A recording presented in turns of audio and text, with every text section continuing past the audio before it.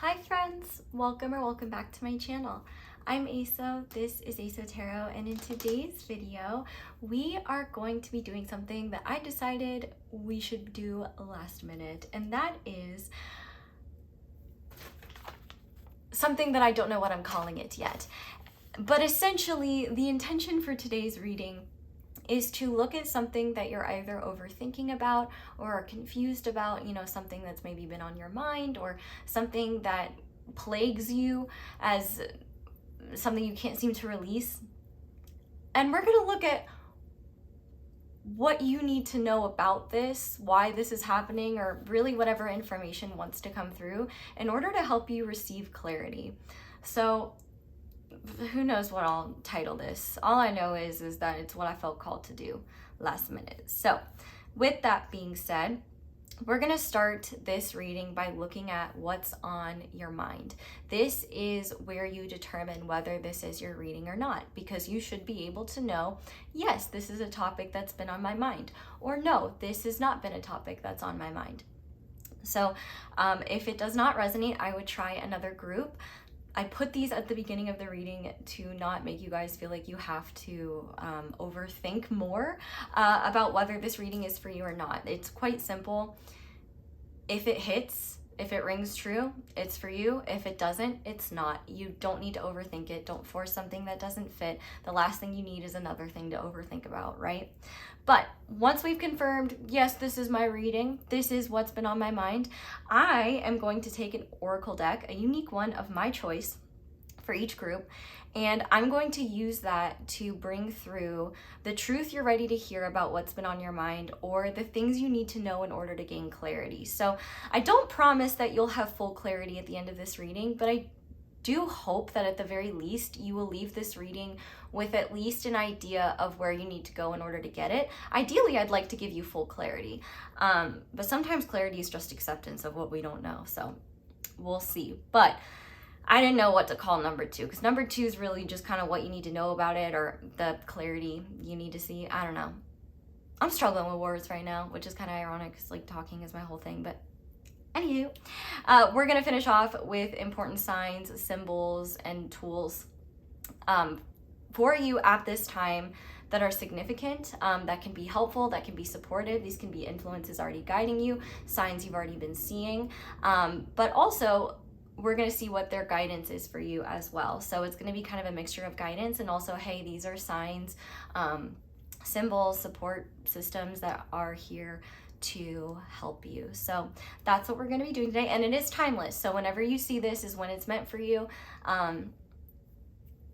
Yeah, it doesn't matter how far into the future. So we have 3 different groups for you to choose from today. So starting with group number 1, we are going to be using the Radiant Tarot, and I have this citrine point on top.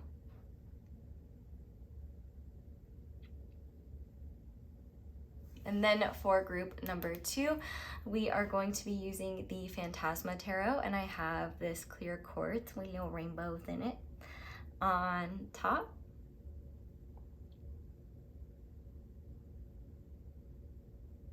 And then finally for group number 3, we are going to be using the Ethereal Visions Tarot, and I have this piece of amethyst, also with little rainbows, on top. So go ahead and pause the video if you need to decide which pile you feel most drawn to. It is absolutely okay to be drawn to more than one. However, I am hearing that I should give you guys angel numbers right now to help you.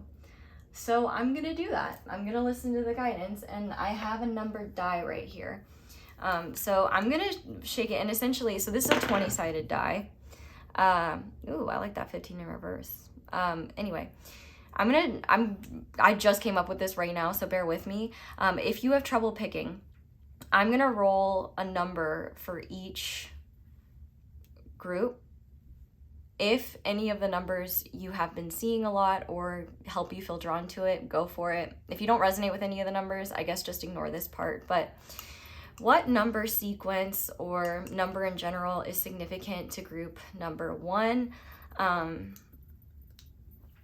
Okay, and I dropped the dice on the floor. That is so me, and now I don't see it. Oh, here it is.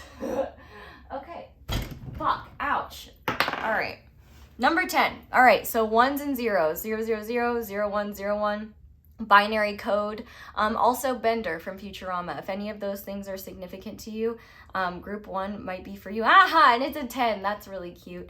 If you've recently completed something, if you have recently reached a new level of fulfillment, or if you are trying to, if you've seen 111, 1111, 000, 1010, 1010, whatever it may be, if it's 1010 right now, maybe group 1 is for you. Okay, let's try group 2. Spirit, given that I should have this dice land on the table, what numbers, signs, symbols, messages could be relevant in helping group 2 pick their group? What number, symbols, signs are relevant for group 2? Okay, so for group 2, we have the number 16. So 1s and 6s, whether you're seeing 666, 1616. I think I'm filming this on the 16th. Slay, I am. So, yeah, the 16th of a month, 6161, anything like that could be relevant. I was also thinking of the tarot card, the Lovers card, if that has been a card you've been pulling a lot lately or seeing a lot lately, or if you have Gemini energy, or if Gemini energy in general is something that you feel drawn to or that has been significant, that could be a sign. Also, for those of you that have had any recent celebrations or have one coming up, that could be this number.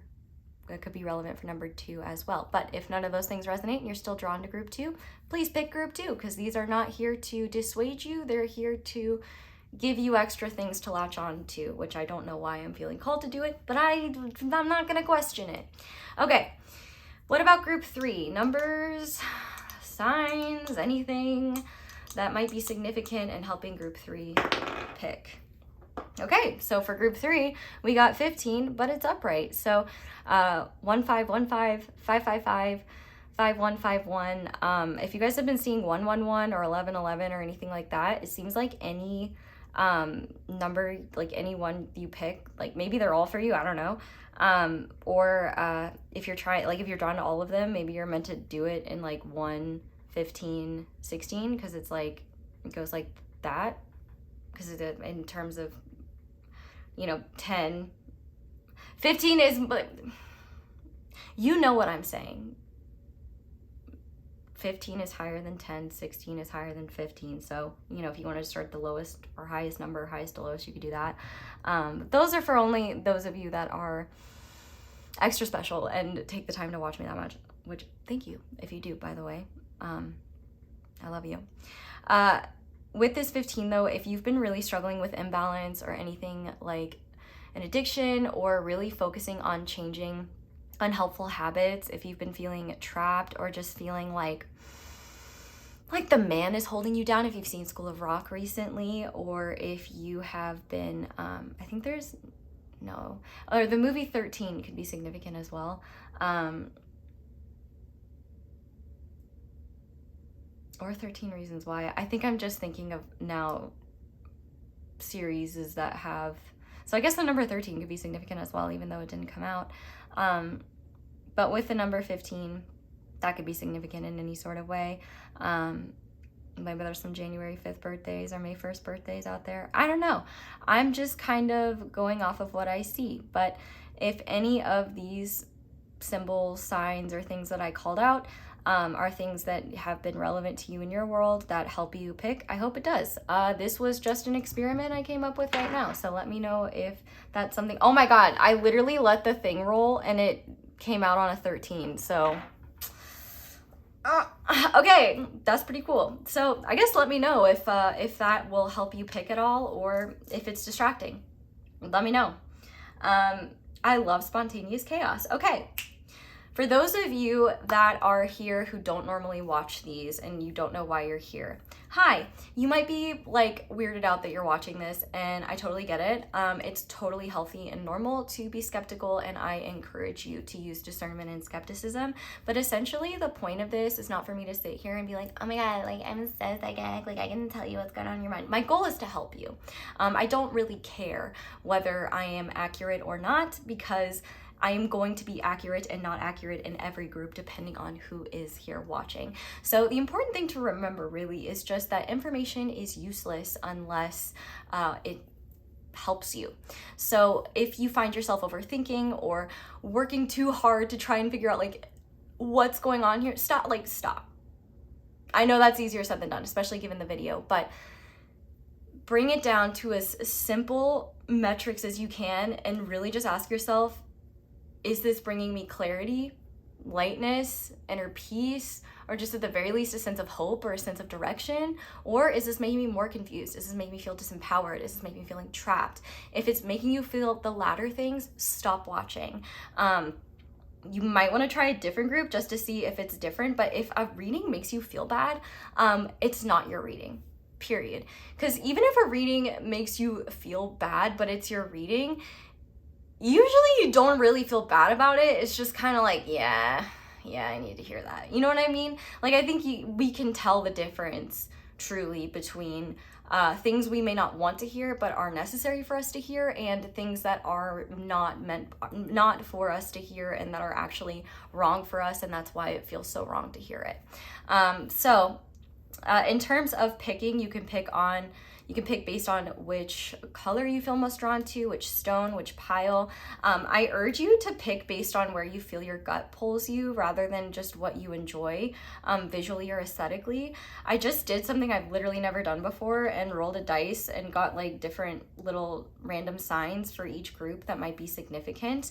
But also, you don't have to believe anything in anything for these to be relevant or help you. This is really just the goal here, is to help you, and if they don't help you, I hope you find something that does, and I wish you well. But if these do end up helping you, I hope it's an introduction into a wonderful world of personal expansion and empowerment that maybe you didn't realize was available to you through the wonderful world of tarot. So if you're here, welcome. I know this might be confusing, but just try to follow along and do your best, and just trust you know what's best for you. Literally, the beginning of the reading is designed to help you know whether the full reading is for you or not. So if you're like, this isn't on my mind, then you can safely say that that group isn't your reading. So if you're trying to narrow down the groups because you feel like you can't trust yourself to pick, you can absolutely just go through each one in terms of what's on your mind and see if any of them resonate. If none of them do, there's probably not a message for you in this reading. If one does, then you found it. I've noticed this interesting fallacy that people have, where they feel like if they don't pick the right group for them on the first try, then there's no message for them there. But you might be surprised. Maybe you're not even drawn to a group that actually has a lot of wisdom for you. Just do what feels right. Trust yourself and don't overthink it, and don't give me more power than you give over yourself. That should be obvious, but it is important to say, because some people give these things more power than they do their own self, and that is not what I'm here to do. I'm here to help reinforce your own personal power, not deflate it. So that being said, intro squad, hi, I've missed you guys. I've been doing well. But yeah, I've fallen off the face of the earth a little bit, and it was great, and I had an excellent time, but I'm excited to be back, and I've missed you guys. And so my intro squad question for today is related to, I guess you could call it wisdom, or I guess you could call it advice.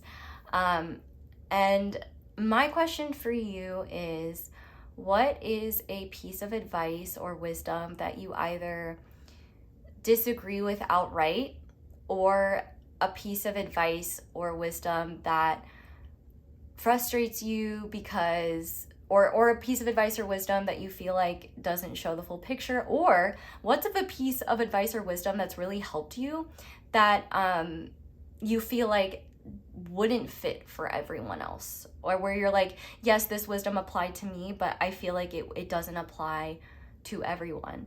I'm really curious. For me, I've been thinking of the phrase, if they wanted to, they would. And here's the thing, I don't disagree with it. Like, there's a lot of things I want to do that I don't. And I think that's why I disagree with the idea that if they wanted to, they would. I think in a lot of circumstances, that is true. Like, people do kind of show how much care and effort they have towards something based on their actions and what they actually do towards it. But I also think that, especially in today's day and age where we can be so isolated, and it's like, I mean, I think 1/3 of the population has generalized anxiety disorder. Slay, shout out to the 1/3 if you're part of it. Happy to have you here, or should I say, nervous to have you here. That was a bad joke, but I do think that, like, it is true in a lot of senses, but I also think that it can actually be kind of harmful because it takes away from the reality that, like, there are lots of things that we may want to do but, you know, struggle with, and it takes time and change, and also sometimes, like, a willingness to just see someone from their own perspective, to realize why there might be inherent barriers or why it might be more challenging despite the desire or intention to want to do something. You know what I mean? Like, I think about, like, I want to be a completely different person than I am. Really, that's just because I feel like there's a lot of things about my natural rhythms that are incredibly chaotic and not necessarily helpful to my general, like, body's well-being and, like, my nervous system's well-being. But at the same time, I'm starting to make tangible changes, and I have been for a long time, but, you know, forwards and backwards, you know what I mean? Progress and not so much progress. There's a lot of things I wanted to do and wanted to make and wanted to create. Actually, I'm making my fucking second channel, so that should be linked down below. If not, it will be by the next video. I also want to clone 1 million of myself so that every single one of you that's ever, you know, been wonderful enough to grace my presence, or that I've connected with through the ether or through the comment section or on the internet. Like, I wish that I had a bunch of you. I wish I had a bunch of me to hold space for all of you, and to, like, you know, because, like, this is intimate and personal for me the way it is intimate and personal for you. And, like, I do deeply care about, like, every single one of you, and not like every single one of you. I care about every single one of you. I care about people that will never see my readings, and I also care about people that will click on this reading, think I'm an idiot, and click off. I still care about them. And I think that the phrase, if they wanted to, they would, just is very minimizing to the reality that for everyone, there are barriers that we don't understand, or that we do know are there, and they feel too big or too insurmountable at the time to change. Or, you know, if change is something that is possible, you know, maybe they start to change behaviors because they do want to, but maybe it takes time. I mean, you know, I feel like also too that if they wanted to, they would is also based on a person's present, and really doesn't give a whole lot of, like, space and room for growth and evolution. Because I think that, like, especially for anyone who's neurodivergent here, I think, shout out to y'all, I'm in that club, obviously. Well, maybe not obvious. If it's not obvious. Surprise. You know, there's a lot of things that neurodivergent people want to do effortlessly that is genuinely very challenging. I want to always have a regulated nervous system and never say the wrong thing or be emotionally reactive. However, it's an exhausting thing to pay attention to, and nervous system regulation is something that I'm still growing in and learning how to be better at, but it's not something that I'm 100% at. At the same time, I also think too, like,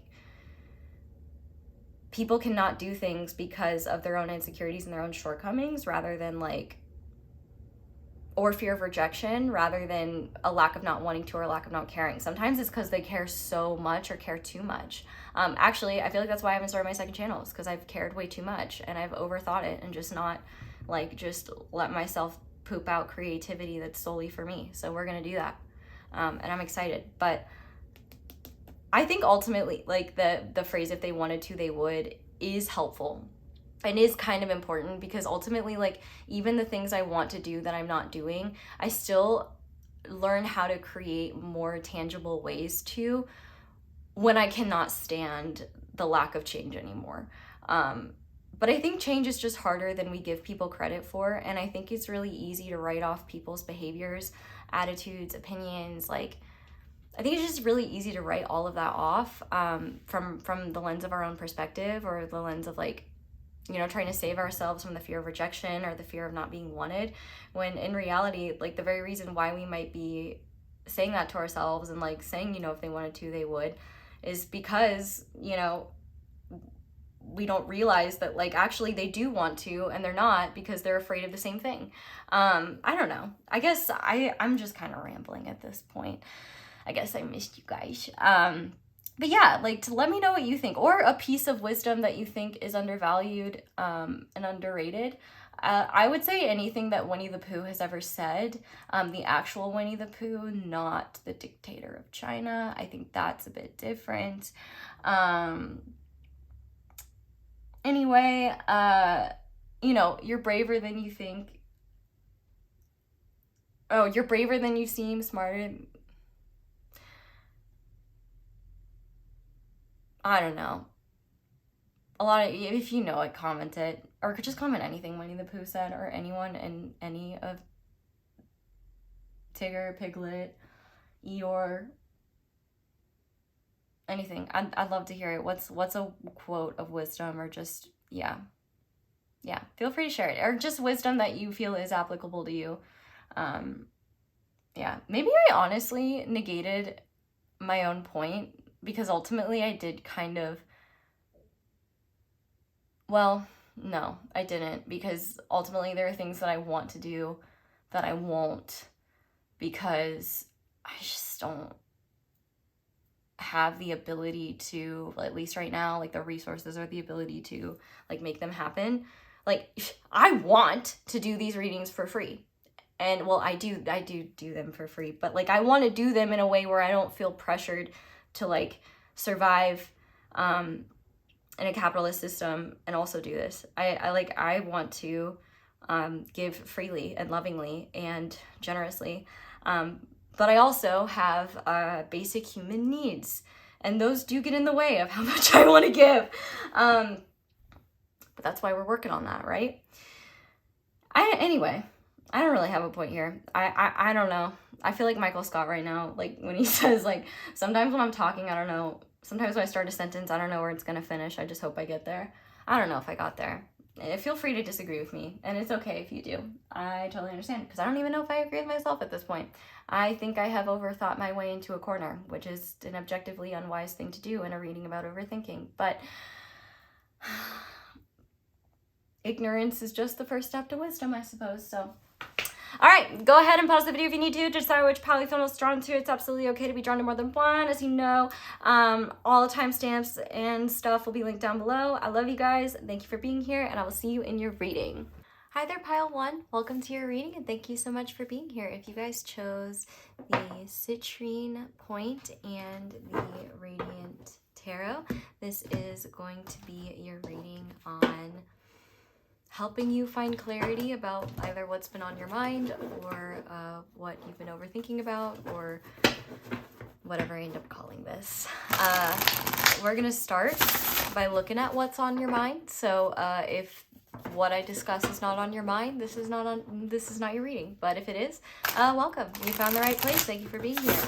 And if you want to just go ahead and focus your energy on the deck and set the intention, that the thoughts, or, you know, just that that be reflected here.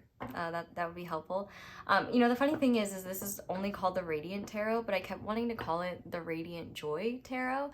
And I do feel like for some of you, one thought that, like a recurring thought that's been on your mind is like, will I ever be happy? Or like, will I ever be satisfied? Or will I really feel like joy again? And joy in a way that's not marred by like what has been. Real. I think you will. There's a reason why you picked this deck, but it's completely it's hard to be joyful in times of stress, grief, fear.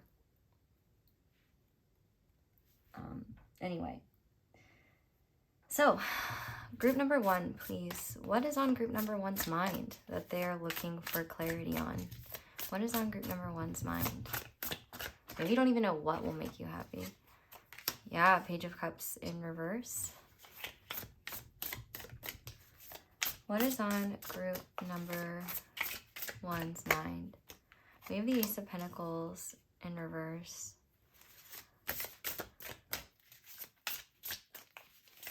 What's on your mind? What's on group number 1's mind, please? We have the Knight of Cups in reverse.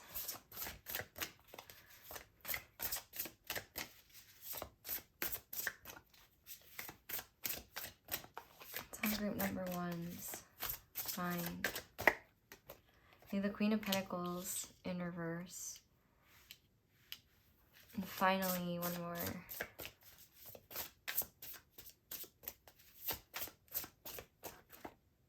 Six of Cups upright. Interesting. Okay. A lot of earth and water energy here. Definitely seems like you've been in a period of introspection, but honestly, I don't know how much you're introspecting rather than just, I actually, maybe the opposite. Maybe you're kind of avoiding a lot of these feelings because you can feel them anyway. Like, what's the point of dredging them up? But what I really feel like is on your mind is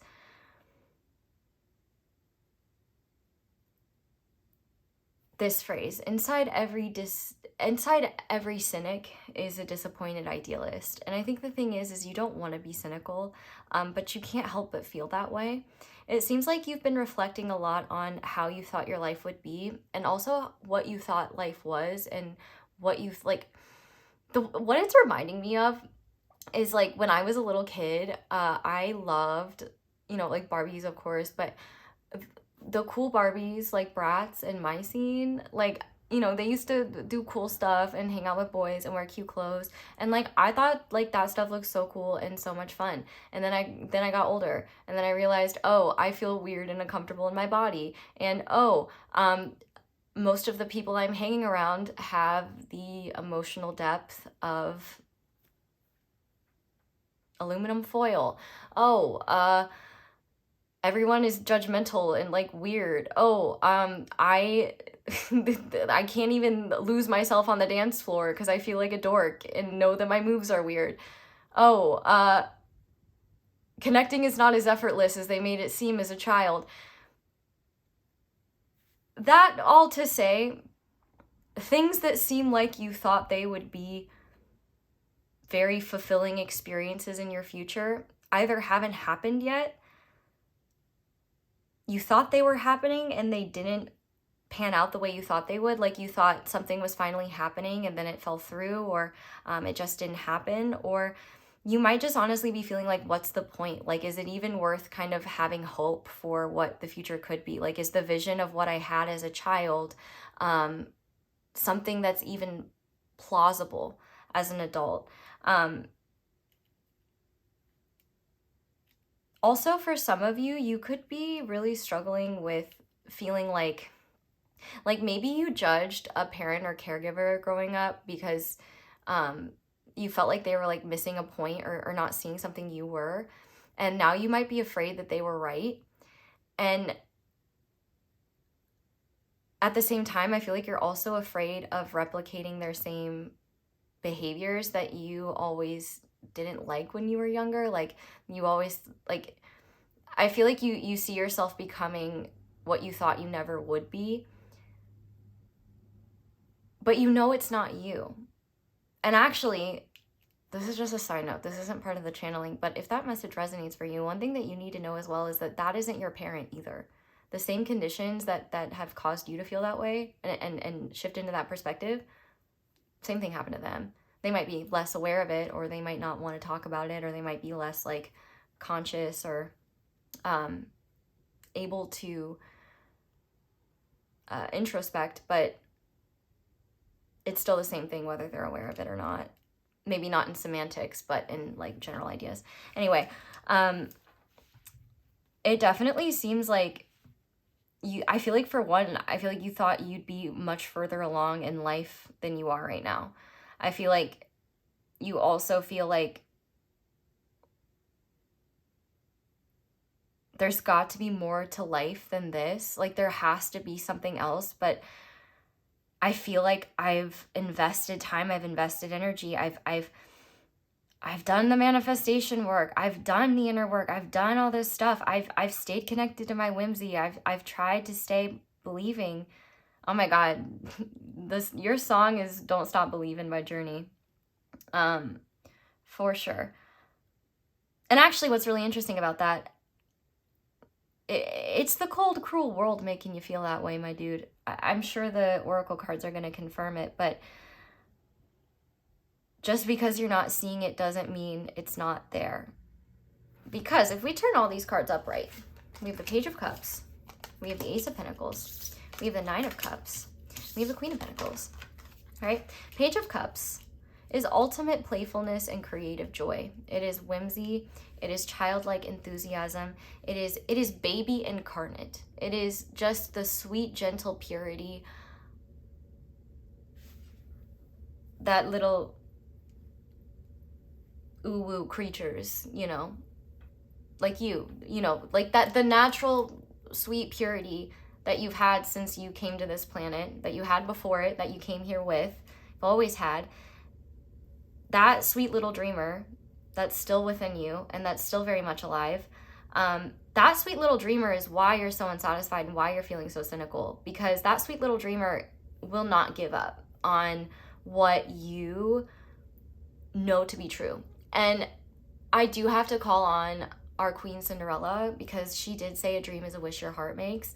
And I do think a lot of what you've dreamt about has been, number one, fulfilling partnership, because I do see that here. And maybe not like, it doesn't have to be romantic in nature, but at the very least, fulfilling relationships in life. Like I will say, like, one of the biggest treasures in my life are my friendships. Like, just, I have very deep, rich friendships. But also, you know, it could be a romantic partner, absolutely. But it doesn't have to be that. I'm just kind of noticing like these pairs of birds.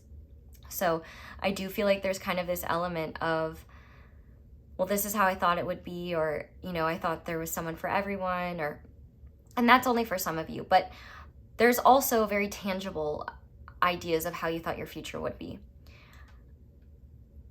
We didn't start this fire. It's always been burning, but yeah, not ideal conditions to ground and build. However, when are conditions ever ideal? You know, it's just kind of one of those things, like things like that flow. I feel like you thought though you would be at a more stable place in your life, and I think you also felt like you would feel more invested in your own life than you do right now. I feel like you feel a level of like, I don't even really care about what's next, because everything has been kind of like joyless and disappointing and unfulfilling, and it seems like trying to push and create these experiences is not working. Like trying to force it is not working, and that is kind of part of it. You're definitely not meant to force it. Let me take these back in reverse. But also upright, Nine of Cups is wish fulfillment, and Queen of Pentacles is like abundant sovereignty and gentle grace and kindness, like creative empowerment, for like fertility. It's also like, I see the King and Queen of Pentacles as like spouses, like spouse energy. So, you know, like maybe one thing you're thinking is like, I want to like meet my person, or like I don't feel like I'm the person, or maybe all the things you wanted have come true and you're like, well, Actually, I don't think that's it. I don't think that's it. I think really, realistically, you feel like your life is not where it should be. You feel like, why do I feel so passionately and powerfully about these things if they're not seeming to ground? It's so painful holding on to these things because it just seems like the world keeps shitting on my ice cream sundae, like taking a fat dump on it. And yeah, like that's kind of the world. But you want to talk about Don't Stop Believing by Journey? I'm spoiling the end of Sopranos, so if you haven't seen it, skip ahead or at your own risk. Oh, it's so ironic. The sun just came out for that. The series ends during that song, and it just immediately goes to black. And the whole point of that series is about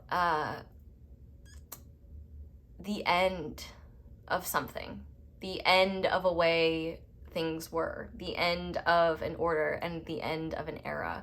And I do feel like the forces, number one, that are getting you down, and number two, that might be delaying or sowing doubt or confusion in your psyche around whether that will happen or not, they're weak sauce, and they can be taken out fast and so quickly it'll shock you. This is the kind of irrelevant because like I am kind of supposed to be sticking to the point, but I'm just kind of getting into your energy and like looking at things. And I do think that you highly overestimate any antagonistic forces that might be getting in the way of your ultimate joy and happiness, and also, you know, the things that you truly want.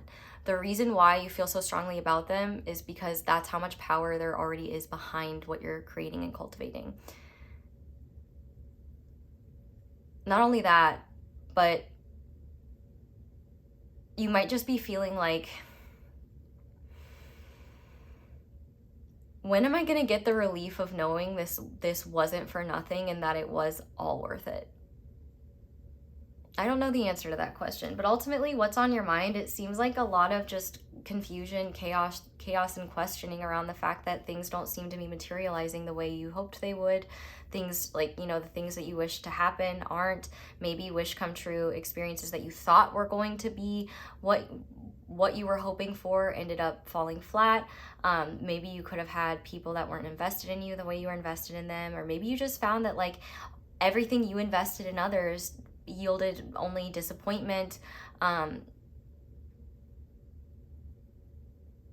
and hurt feelings, and also possibly even financial loss as well.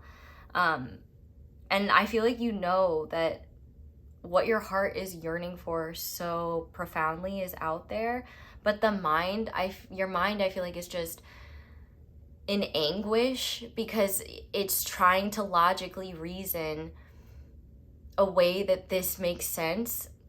And it's kind of the thing is that it's not supposed to make sense. A lot of life doesn't make sense. It kind of does if you reorient your perspective and how you think, but even then, like, our perspective is limited anyway. And I think for this group especially, the mind is so afraid of being proven wrong because there's so much investment in what your heart has attachment to and what your heart cares about. And not only that, it seems like what your heart really cares about and what you've been dreaming of and what you've been wanting to build is something, or like what you've been wanting for your future, it's something that you know is realistically, objectively possible, but what if it's not for you?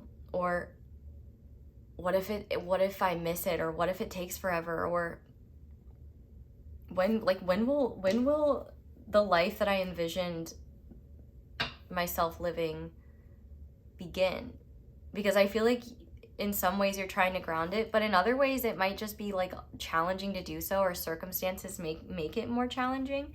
But if that is anything related to that is on your mind, I will also say, like, I may have not gotten to the root of exactly what was on your mind specifically, but if the semantics were off, but the main ideas of what I was saying were right, feel free to stick around, because I think the clarity ultimately is what's meant to be useful here. So While I'm shuffling though, if you're enjoying this reading, please feel free to give me a like. I would really appreciate that. That helps get this video to other people who could really benefit from this as well, if it's helping you.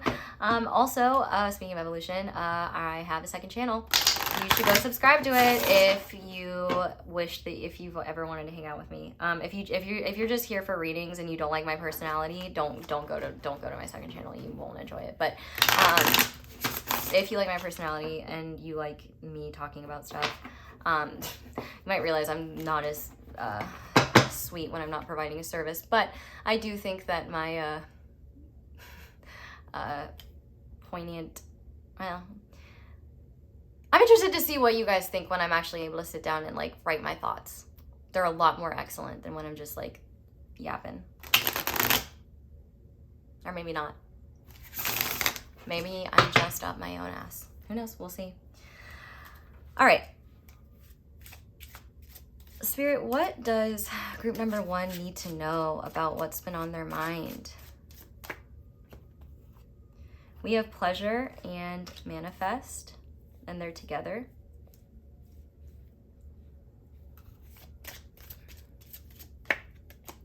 We have let go.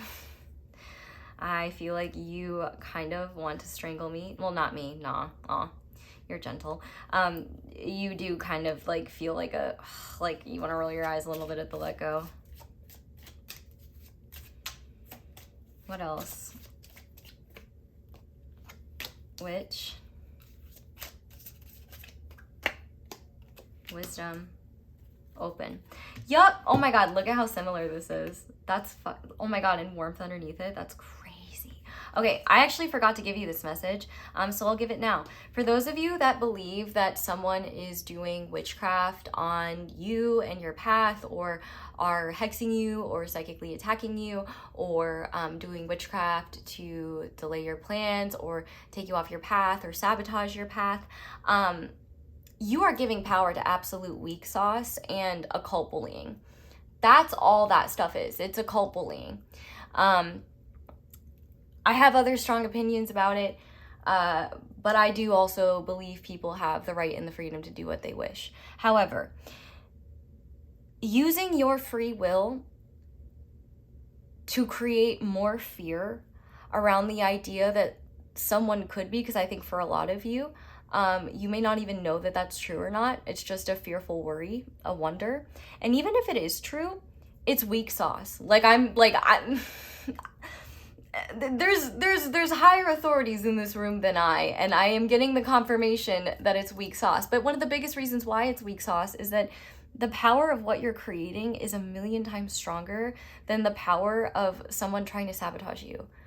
Like, the power of your deepest, most loving, passionate dreams are 1,000,000 times stronger than someone's envy, insecurity, or like jealousy, or desire to like create hardship and chaos in someone else's life. Like, I mean, it's like, it's literally the difference between the weak doge and the big, like, built doge. You know, like, when you are aligned in your truth, the big built doge comes out. The thing is, though, is that you really do need to step into your own empowerment around what is possible for you, and around not waiting for your life to start once you have what you've been dreaming of. Your life's already happening. It's like a fish being like, a fish swimming in the ocean being like, asking another fish like, hey man, like, where's the ocean? Like, I want to go to the ocean. And the fish is like, what do you mean? Like, you're in the ocean. And the fish is like, no, I'm not. I'm in water. Like, whether you think you're in water or you recognize you're in the ocean, like, you're living whether you realize it or not. And like, I think actually part of the reason why this hasn't come through is, number one, it seems like you are lacking a lot of pleasure in your life. And of course, yes, life is hard, and there are lots of things that we have to do that are not pleasurable. And there are many of them that send me into a boiling rage, despite only being minor inconveniences. And yet there are things that make me question why I chose to come to this dash-gone planet. I'm sure you do the same. But the point here is that you are not going to bring about what you have been cultivating and manifesting. And believe, and also the manifestation that haven't materialized yet are not failures. You put your order in the kitchen, you just keep leaving the restaurant. So like the kitchen can't deliver food to you if you're not at your table. And the thing is your table is alignment. And alignment for you is feeling good. Let's put these dadgun cards upright, right? Dreams come true. Queen of Pentacles. I am healthy, I am wealthy, I am rich, I am that bitch. I'm gonna go get that bag and I'm not gonna take your shit. But also, I was quoting a song there. If you know, you know. But there's more to that. Also, you don't have to be a woman for this to be relevant for you. The queen does have, like, there's feminine energy here. And, like, these are feminine concepts that we're working through. But it doesn't matter what your biological sex is, what your gender is. We're talking energies. And with the Queen of Pentacles being here, one thing about the Queen of Pentacles is that she's cherished. And one thing that you need to be clear on is that even if your dream come true, walked in the door, or materialized right in front of you, or appeared out of nowhere, you either wouldn't recognize it, you'd realize how actually terrified of it you are, because you didn't realize what it's like when it's real, or you wouldn't be able to access the energies you're meant to experience. So it's kind of like you would be having the experience you manifested, but not in the sense that like it's the thing that it's supposed to be, but what it's offering you're unable to receive because of an aspect within you that still feels like you have to prove you're good enough to earn it. Or a part of you that feels like you have to go above and beyond to know it won't be ripped out of your hands, or the part of you that feels like you need to know and be in control. Like the part of you that wants to be safe and held and cherished and nourished. But like, number one, you need that with yourself.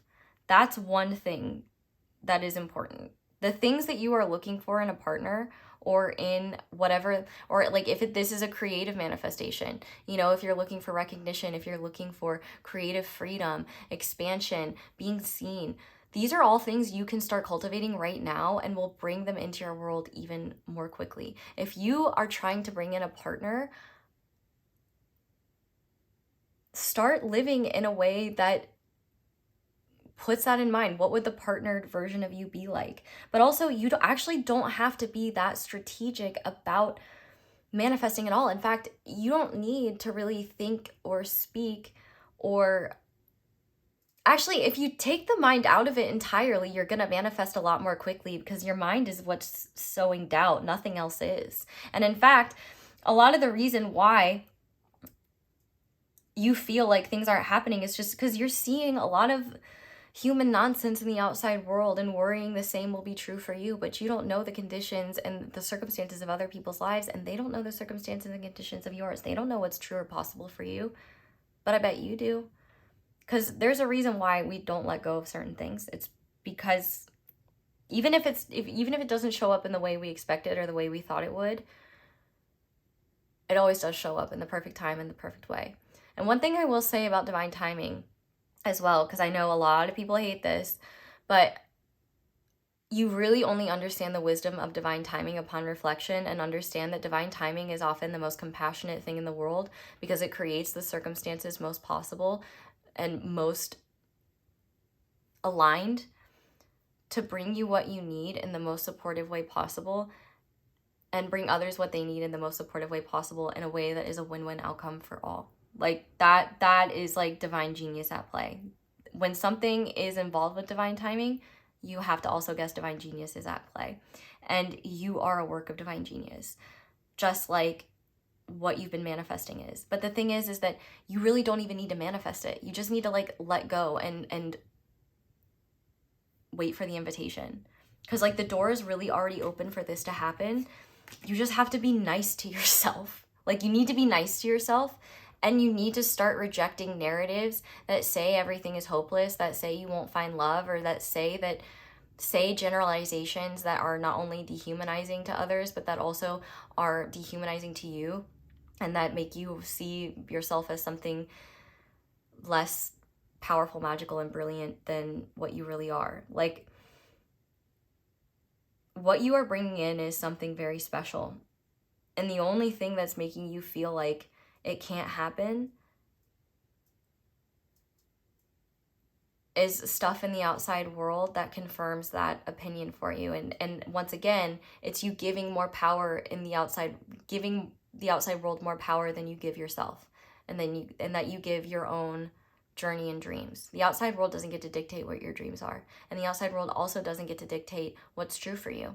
The outside world also doesn't know shit. Like, it just, fun fact, yes, the outside world does know things, but a lot of the things that are spread in mainstream, like, media and shit, that's not even real. Like, it's not even real human stuff. It's just, like hysterical, hyperbolic, like, just drivel and crap designed to enrage people or give insecure people something to feel better about so they don't go after their dreams. But realistically, there's nothing, like, trying and failing is much better than never trying at all. And the thing is you are trying, but you're trying the wrong way. You're trying in a way that is like, you are trying to convince the universe that you are worthy of something, when the universe is trying to show you that you've been worthy all along, and you kind of just need to relax a little bit. This is all unfolding exactly as it's meant to. Everything is going to come full circle, and you can't change what's already been set in motion. Like, you've already manifested whatever you're manifesting. Now, will it unfold and look exactly how you envisioned it? I don't know. That's the universe's magic, but I promise whatever you're receiving, it's everything you hope for and more. And that's why it's so painful right now, because you have a literal soul ache that's like, I know that there's profound joy and fulfillment to be had, but you are attributing all of that to, once again, something outside of yourself, and that being your manifestation or whatever you're trying to create. And that is not meant to be all of your joy. Your joy right now, the way that the best way you can bring this in, masturbate, take a really hot bath, do things that you enjoy for the sake of enjoyment. Whatever you love doing, do more of it. Get into your sensual side, be your sensual self. Enjoy, honestly, water could be incredibly cleansing for you as well. I also think, though, giving yourself permission to not have it all figured out, because oftentimes clarity does not come on the journey. It comes after things have reached, like, after things have come full circle and you understand why things needed to unfold in the ways that they did. And you see, like, oh wow, it's actually so good that this happened, or oh wow, like, divine genius is something that you don't see. Like, you don't see them cooking in the kitchen. You get to eat the dish, though, and it's delicious. And you're like, oh, I see why this was worth the wait. But ultimately, you're not being held back. Nothing's failing. Nothing's going wrong. You're exactly where you need to be. If anything, you just need to turn up the heat, have more fun, do things that are pleasurable. You need to incorporate pleasure into your everyday routine, whether that's giving yourself a little sweet treat, whether that is taking the route from work home that's, like, less annoying for you, whether that is getting groceries delivered, even though it's more expensive, because, you know, it's so much more pleasurable than having to deal with people at the grocery store and the sensory nightmares there. You sound like me. I'm not saying that you're like that, though. That was an example coming to mind, and it does seem like for some of you share that. But ultimately, nothing has gone wrong. Nothing is failing. Nothing is doomed. You are fine. Okay? Your life is not the front page of Reddit the doom and gloom being forecasted is not true to your journey. Doesn't negate the horrors of the world, but we need good shit like this to remind us why enduring the horrors of the world is worth it, and you are getting there. There's a reason why your soul isn't giving up. It's not meant to. You've got soul fam coming in, for sure. You just need to start having fun. If there is something that you've been putting off, like a class you've been wanting to go to, a place you've been wanting to travel, anything, like if whatever you have been saying, oh, I really should do that, but you haven't been justifying it because it takes too long, or I'm stressed out, like, you need to be doing that. You'll be less stressed out, actually. Like, you need to start prioritizing your pleasure. If you want your dreams to be prioritized, prioritize your pleasure, because honestly, you can't live joyfully without feeling pleasure. Like, you need to feel enjoyable things on a day-to-day basis, even if it's just a small sensory thing or just a small little thing you carve out. You got to have it. You have to, because it leads to, it dries you in a way that just makes not only life feel dry, but makes you more susceptible to the cognitive nonsense of the outside world. Ooh, cognitive nonsense. I like that. I just came up with that. Maybe someone else did as well, but then we just came up with it at different points in time and space. And I'm writing it down, actually, because I really like that. Okay, so we're going to go ahead now and finish this reading off with some signs and some guidance, and just see, these all have different, it's guidance and also like significant signs that you might be seeing as you move forward that can either be confirmation or supports or tools for you. And then also any like beings that are supporting you as well. So we have rooted. The trigger statement is, I am somewhere else. And the true statement is, right now, right here, now, everything is perfect. Allow your energy to shift to the material plane where it is needed to help you complete what you have set out to do. So exactly, the dreams that you have in fantasy, you got to get comfortable with the fact that they're going to be a reality. And I think one of the things that you're going to realize as it gets closer and closer, you're going to realize, like, it's more confronting and a little bit scarier once it actually starts showing itself, because you're like, oh my God, it's actually happening. I didn't think it would. Like, when it starts to feel real. And that's when you'll really know, like, that's why you need your grounding in those moments, because you realize, like, I've got to grow with this. This is my growth edge. This is saying, okay, you want to bring this here, you want to have this. This is how you got to step into the next level. This is the next step you need to take. You cannot be who you were and produce results that get you where you want to be. You have to walk with the change. And I think that for you guys, grounding is going to be especially helpful for you, because you're going to realize that actually a lot of the like egoic nonsense that the outside world says about like things can't happen for you, magic isn't real, like true love doesn't exist, like, you know, that only happens to other people, not you, not right, like, that is a wounded human with a limited perspective projecting how they feel about the world to the world. And a lot of other people feel that way. So, like, naturally the world's going to respond to it. And a lot of the world doesn't. But anyway, the point is, I'm getting ungrounded just talking about it. The point is that the thoughts and ideas that spread fear in your heart and mind, and that create distrust in the divine and in your ability to walk your own path, that is the most insidious thing to your creations. And also,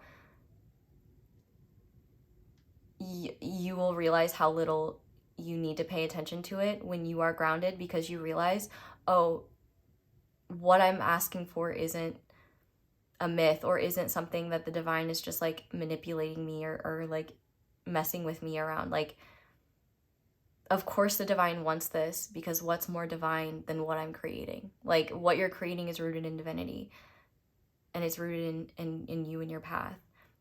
And outside noise and nonsense cannot change that, period. Okay, what else? Number 4, you bring stability and rationality to any situation. You are the rock and your head and your heart. Okay. I kind of took this card as a compliment because I was like kind of noticing throughout this reading, I was like, ooh, like I feel like I'm just like flowing well. And like the fact that I feel like I'm flowing well, that has to be a testament to the fact that you flow well whether you realize it or not. Like your mind might be like, oh, I don't feel like we're steering the ship very well. And it's like, you're literally like Captain McCaptain, the best captain in the world. Like, anyway, and the number 4 is also important. 4 is also the card of the Emperor, which is about order and control and boundaries and stability and empowerment. Emperor, empower yourself. You bring stability and rationality to any situation. You are the rock, and your hard work and perseverance make you a dependable friend, partner, and colleague. I am stable. And that's the thing as well. You know, a lot of the people that scream into the void, some people that scream into the void about things happening, sometimes it's not the universe's fault.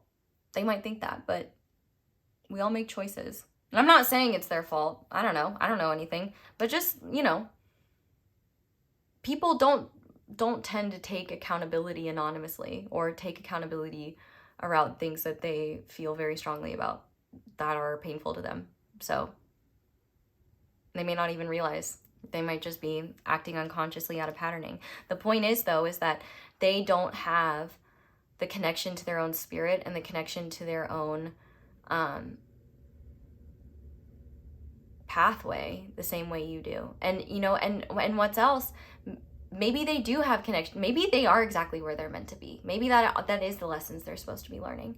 But the point is that those aren't yours. And when they feel wrong, there's a reason why they feel wrong and they make you feel bad. It's because they bring instability to your world and create confusion where there was once clarity.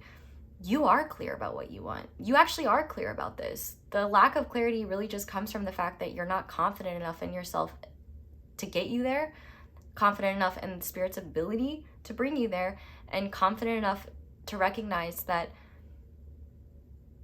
this is a shoo-in. Like, things created from love are the most powerful things in the universe. That's what God's made up. That's divinity. So, and I'm not talking love. I'm not talking romance. I'm talking love. And love manifests in many different ways other than romance. And whatever it is you're manifesting is a manifestation that comes from love. Period. We also have the stone tree agate. Stability, grounding again, root. Tree agate is a stable force that grounds you back to earth, rooting you to the core of your being. A stone in resonance with nature, tree agate asks that you nurture the seeds you have planted and provide enough sustenance for them to succeed. Yes, see? Weed out the negativity and naysayers, including your inner critic. They can be the biggest hater of them all. I know. And know that despite it all, you are good enough. Oh my God, I said that. Tree agate promotes security in moments of growth, so you feel safe as you expand in your journey. Follow your truth and know that you are supported along the way. Yeah. Virgo season could be significant, though. Or Virgo energy could just be really helpful for you. You know, Virgo is all about service, routine, organization.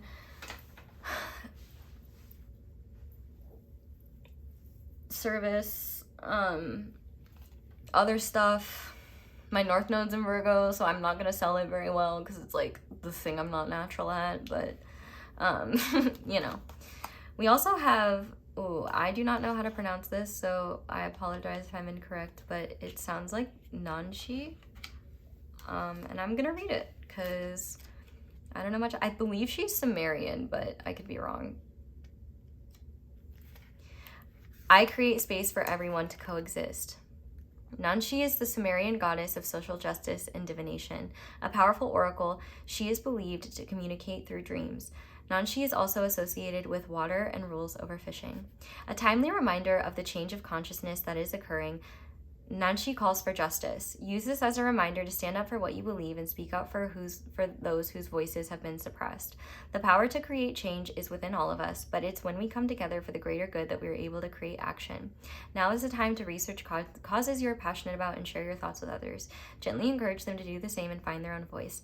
Together we can heal and create a stronger foundation for generations to come. So I definitely think this energy, and maybe Nanshi herself, if you want to explore that, a connection with her, she'll be watching over you or supporting you in your process. But definitely, for sure, I feel like there is this pathway, like I feel like you are meant to have, like, part of the reason why you're meant to have more conviction in outcomes and in your life is because you have something important to say and you need to have conviction in it. Otherwise people aren't going to believe you, or people are going to shit all over it and you're gonna worry that they're right. You have a vision of a kinder, more loving world. And what you are manifesting is a part of that universal vision. It's part of the reason why you came here. The reason why you have so much confusion is because your soul will not let you avoid your purpose, and your mind is absolutely terrified of how different it is from the world you see reflected around you. But that is called having that dog in you. And when you have that dog in you, you're not afraid to howl your truth. Because number one, most people love dogs. Like, you can not be a dog person or not be a pet person. That's understandable. But if you hate dogs, if you like hate them, like, come on. Like, I get it if you got like attacked by a dog and you're terrified of them. You probably don't and then hate them, like, right? But like, you just hate dogs. Like, you're just a dog hater. That's a reflection of the person, not the dog. So remember that when you're being called to howl next time. But yeah, your voice is a lot more powerful than the voices you've been letting have power over you. Finally, we have a chant. So this deck is called Chants for Change. I'm going to read it out loud. But chants I find to be very effective. And actually, you know how I said you don't need to speak? If speaking helps, maybe this chant could be effective for you. But I love that it's 22. I feel like 2 well, it's another 4, isn't it? Cool. 222, and also 8 can be significant, but it's Om Namah Shivaya, and it represents self-realization. Dragonflies could be a significant animal as well. Let's see what the guidebook says about it. Full manifestation of healing for physical and mental ailments. Inner strength to live our truth and the potential universe has for us. Bring peace to the heart and joy to the soul. Coming to a place of self-awareness, noticing and acknowledging what patterns we no longer need. We claim the present moment and are at peace with self. There is a change of perspective, a detachment from all that no longer serves us. Self-realization creates a maturity in the mental and emotional levels of our being, and we see a deeper meaning in life. We get past the narrow vision, seeking out new things that are beyond our comfort zone. We now view ourselves as open, love that, and welcoming, fearless to the new life that life brings, because we know we are more than what we see at this current moment. Yeah, and that's why this has been on your mind and painful and confusing for you, because there's more than what you can currently see, and your conscious mind is like, but if we do not have direct evidence, how can it be true? And it's like, faith, brother, you got it. Oh my god, and I threw that book, Hangman came out in reverse and the Ace of Swords came out upright, so I think that means my job is done. So group number 1, that is where I'm going to leave this reading. Thank you guys so much for watching, and thank you so much for letting my ads play in the background. That's one of the simplest and most effective ways to support me and show appreciation for my channel. But other ways to do that, liking down below. Let me know how it resonates, commenting, subscribing, all of that's really helpful. Links down below for other ways to support me. You can leave me a tip. My Cashapp is palehag. I can respond to you there. I cannot respond to you on PayPal, but I'm very grateful to anyone who does. You can hype PayPal or hype or do like the super thanks thing, or you can just send me love. I'll send you love right back. You can check out my second channel that I'm making. Don't though if you just want to watch readings. If you're one of the people that is like, I don't like your personality. I'm just here for the reading. Stop being a human and give me my reading. Love you guys, but it's kind of mean and a bit entitled to expect me to take my personality out of what I do. So if you want my messages, gotta put up with my personality. But if you like my personality, second channel is gonna be that. Cause I need something for me. And I got a lot of shit to say. I feel like actually you and I are a little bit brothers here. Cause I didn't necessarily like like, I don't feel like this reading was mine or anything. Truthfully, I shuffle my own cards outside of this because I don't want my own stuff to like get in your reading, but I definitely see like where you and I are both going through like similar themes, the timing of which unfolding may be different, but I feel like I'm working on grounding and stability and like a lot of similar shit. So yeah, I'm with you, brother. I hope that this reading helped you, and yeah, definitely let me know how it resonated. Shout out to my notification squad. I have not been good at looking at comments, I gotta be honest, but I will try to be good about that. But yeah, I love you guys. I really love this reading, and you guys are gonna be fine. Like, really, you guys are doing great. There's nothing to worry about. So yeah, thank you guys so much for watching and for letting me read for you guys. Oh, sign up for my email list. Love you guys so much. I hope you all have a wonderful day or night whenever it is that you're watching this video, and I hope you'll come back and see me again soon. Bye! Hi there, Pile 2. Welcome to your reading, and thank you so much for being here. If you guys chose the Rainbow Clear Quartz and the Phantasma Tarot, this is going to be your reading on, hopefully, helping you gain clarity around something you've been confused about, something you've been overthinking, something that's been on your mind. And maybe you don't even know what it is, but maybe you're just open for more clarity. So as I'm shuffling, if you just want to set the intention that the messages most necessary come out for you, just put your energy into the deck as I shuffle it. You can also know whether this is your reading or not by this first section. If what I am describing as on your mind is not on your mind, then this is not your reading. But if it is what's on your mind, then you have found it. You pick multiple groups and more than one has things on your mind, then more than one group is true for you. It is really that simple. And I love that because I overcomplicate everything else. So anyway, okay. Group number 2, please. What is on group number 2's mind that we are going to be discussing today? We have the 4 of Cups. We have the Ace of Swords. Okay.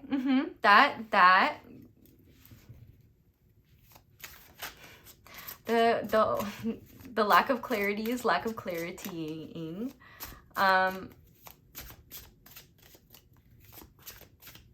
What else? What's on group number 2's mind? The 10 of Wands in reverse.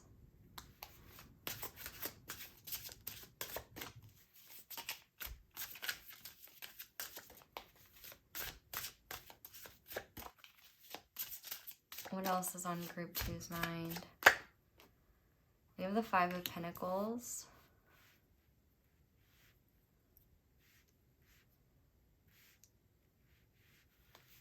What else is on group 2's mind?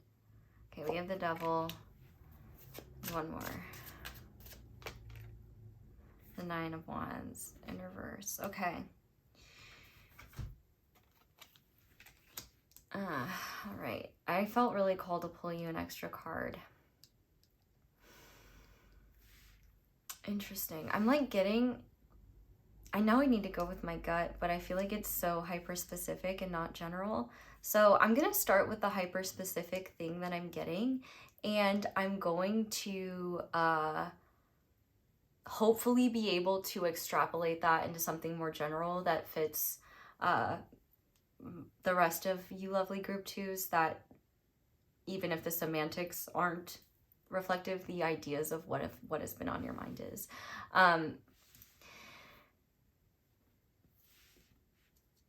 the hyper specific thing that I was getting is that it seems like you let go of someone or something recently. And I think it was something that was very hard for you to do and something that you've probably been obsessing over. I also think it's something that you've been trying to keep your mind off of, but also at the same time, I feel like letting go of this thing has kind of made your life and your world more dry, which, like, I guess if it's like an addiction or something, I mean, that might be quite literal. Like, you know, if you're like not drinking, or if you're, or like, you know, if you've kind of maybe, it just seems like you have retreated and you're not happy with this retreat. Like, it doesn't feel good, and you're obsessing over whether it's the right decision. Like, it doesn't feel like it's something you know you needed to do, but it was something you know you needed to. It's all, I guess it's just like, it seems like you may have felt like you might be thinking about an instance or something that you've done with like a person that was once in your life, or that, how do I explain this? It seems like you gave up on something that you really wanted to believe in for a long time. And it seems like you've taken space from it, or you're starting to, or you've been brought to a point where you're like bored with it enough to at least try, or yeah, I really get the energy of confusion here for y'all, because like I can see, because I'm confused, like what exactly this is. Like I see boredom here, and I also see like you're trying to connect and you're trying to get intuitive wisdom. Like you're trying to figure out what's going on here. But number one, I feel like you're disconnected from your emotional body right now. And that might actually be protective. Like you might, like I would say in general, you probably feel very apathetic about life. I also think you're quite anxious as well, doing a lot of overthinking and ruminating. But also I think there's a lot of suppression of whatever situation or circumstance caused you to feel like you needed to take space and distance from whatever this thing is, this thing that you have an attachment to. We have the Devil card here.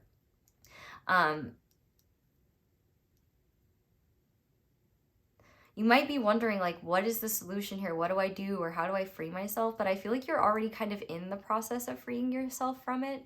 You just don't have the clarity yet, or the awareness yet, or like the enough information or enough time that has passed to give you the information and awareness that it was the right decision to make. Because I feel like for you, you don't know if it is, because I think you're kind of suffering without it the same way you suffered with it. But I think another reason why you might be like really, it's weird because it's like you are suffering. Well, let's be clear, like apathy is suffering. Like that's like been there, done that. You know, like not a proud member of the, like, I get it. Depression isn't sadness. It is when your world is so gray and so just like, it is like bleak nothingness. And you know, maybe you're dealing with depression or something like that, but honestly, like I feel like even if you are dealing with depression though, or like some sort of like mental health challenges, like I can see that here. But the thing is though, is like those are transient.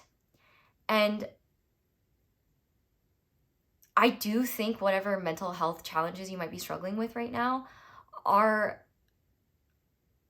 quite literally clouding your ability to be discerning right now, or find clarity in yourself. Actually, I wonder if this will come out in the next set of cards, but I do think one thing that you're meant to know, because I feel called to say it, is that you're not meant to have all the answers about what's going on right now. I feel like you are searching for divine guidance everywhere and not finding it anywhere. Hopefully you're finding it here. Hi, happy to have you here. And it's kind of funny because the last reading was all about like trusting self. And I think this is more about trusting the process and not feeling like you need to be in control of how you process, because you wouldn't perceive it accurately anyway. And this is really a time not of analyzing yourself or of forcing yourself to grow, but rather just being present with your own process. That is something that you need to know, and that is some clarity. Like sometimes like our biggest growth is not in like forcing ourselves to change, but it's rather in just sitting where we've been in and really taking stock of what's there, and also giving ourselves the freedom and permission to not have it all figured out and just play some damn video games, or just go hang out with a buddy, or just go do, like, this is really a time where you are not meant to be present and in tune with your spiritual experience, because spirituality will not aid the clarity you're seeking. Grounded stability and the wisdom of the material dimension actually, I think, is something that will help you, because we have the devil here. And the devil, he is a fallen angel. He is earth without divinity. Doesn't mean he's incapable of connecting to it. He was a fallen angel. And devil really does represent when we are just disconnected from our light, or struggling with something that creates imbalance, that disconnects us from ourselves. It's quite literally just an energy of imbalance. And I think that, actually, I got off track of the hyper-specific example, but speaking of that imbalance, it's bringing me back around. For some of you, I think you've actually decided to take space from someone, whether it's a friend, a romantic interest, a partner, so definitely someone of importance that you deeply care about. But it seems like this situation, it seems like you were putting in all the effort and all the energy, and I think that and a lot of times in this situation, you just felt like you weren't enough. Like it felt like you were doing everything and it still wasn't enough. And with the 9 of Wands, I feel like there was a part of you that was just like, I literally can't take this anymore. I can't do this anymore. And like, for your own sake, I feel like you kind of shut down. And I think there's a part of you that might feel really bad about that and might be like, am I making a huge mistake? Am I doing something stupid? And you might be obsessing over it as well. I think also you may have expected whoever this was to reach out to you by now, or like to show more effort and care, because I feel like they've shown you that in the past. Or at least said that in the past. I shouldn't say shown. They've said things that gave you the idea that they would, or maybe they have done it in the past. But they're not really showing, like, it seems like whatever the response is to this situation is creating more confusion for you, and also maybe kind of just making you question everything, but also at the same time being way too exhausted to question anything. And so it's just kind of like, I would kind of bet you're in a place where you're really trying not to be in your mind at all, because what's on your mind isn't really helpful for your body or your nervous system or really anything else. Facing what's there is quite painful right now, it seems. Or actually, I don't think it's quite painful. I think it's just there's a sense of dread around it, because I don't know where you're at emotionally, but it's possible even like what's going on with you chemically or physiologically, like, could be making it hard for you to just be in your emotional body right now. Like I think that sometimes we, like, when we are in like states of distress and we're like really at our brink, like the brain will, I don't know if the brain does, I don't know. I think the body has the wisdom to shut down certain mechanisms that would just make the pain of what you're dealing with harder. And also, can I just say, like, I'm really sorry you're going through this, whatever this is. If group 2, if y'all want to have a little support group in the comments, you have my permission. But what I would say here is that I feel like you were expecting a decision around this to feel more definitive, and also for you to feel more satisfied or fulfilled with it. But honestly, I feel like you're discontent with where things are at and you're unsure if it's worth it. And also, like, I do feel like cravings or addiction here, where there's like a big part of you that's like, the only thing that makes me feel something is this thing that I feel attached to, that I'm trying to distance myself from. And also I feel like when it comes to this thing, you either have poor boundaries with it, or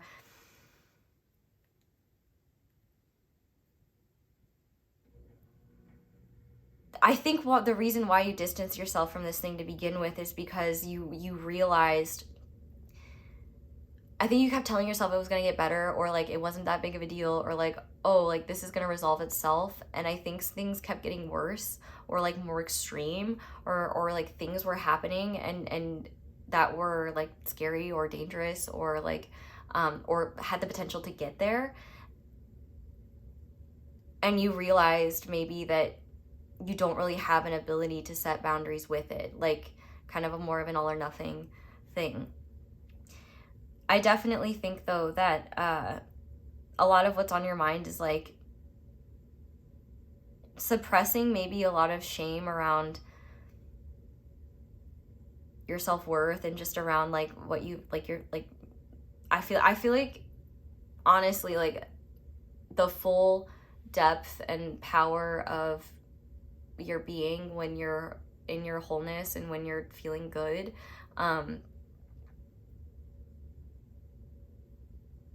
because like I feel like there's just a lot of like, not literal demons, but just like you know, like the phrase like fighting your demons, like I feel like they could be really loud right now, and really play on any emotional intensity you typically do have. So I almost feel like, I guess to just bring you assurance, like if you feel like you're like, yeah, I'm not really feeling much, I don't really like, not really feeling any like good loving vibes right now, I'm just like, honestly,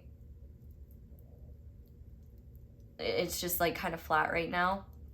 I totally see that. And also if you are trying to break free of some sort of like addiction or something like that, like life does feel flat. Like I saw someone once describe like using as like, without it, it's like life is like unseasoned chicken, and it is like I will say like substances are fun, like, but they're dangerous, and they can be harmful, and they're not meant for everyone. I'm not saying that what you are dealing with is substance, but it could be a person who deals with substances for sure. I feel like there are problems that are beyond you that started to become your problems because of your association with these things. And I think whatever these things are, or these people are, like you have genuine love for them, and like you would really seriously do anything for them. But at the same time, I feel like you find yourself just being like, I really don't know what to do here, because I don't have the energy to like be in your space, and also like I can't survive like in this environment. Like the imbalance between you and whatever you've been distancing yourself from was literally extreme enough for you to just like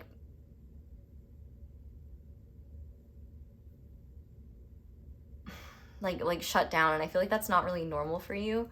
I feel like you are someone who likes to have conversations and work things out, but I just feel like the situation wore you down over time, and it seems like attempts to try to make things better just weren't working. But also I feel like there is part of you wondering like, did I make the right decision? Did I make the wrong decision? Like, am I just creating more suffering for myself? Or like, I feel like you just don't know how to even feel or how to even process all this, and you're just you are uncomfortable and in the midst of unknowns that are not really giving you any clarity, and are in general pretty unsatisfying and kind of hard, and they would definitely feel a lot worse if you were more tuned into your emotional body. But I do think there is residual guilt and shame over, I guess, how you feel like you've handled it, but maybe in how you're like, this is also kind of giving the energy though of like like setting boundaries and then being like, oh, I'm in my villain era, like, you know, like I do it too, but you know, it's like, it's kind of one of those things where it's like, oh, having basic like correcting imbalances, being the one to do that, it kind of seems like you almost involuntarily started to address these corrections because you just didn't have the physical energy to put up with whatever dynamic was going on that was creating imbalance to begin with. So yeah, that if that's what's going on in your mind, or any variation of that, may not be the semantics of what I described, but if the general idea of what I described is something that's on your mind, then you found the right reading, and we are going to see what you need to know about it. So while I'm shuffling, if you're enjoying this, I would love it if you left me a little like ski. Not only does it let me know if like what videos you enjoy, what you want to see more of, but also it helps other wonderful people like you who might be going through the same things as you get to see this too. So, and your group too. Thank you to everyone who does that. Aw. Maybe this is a message for someone.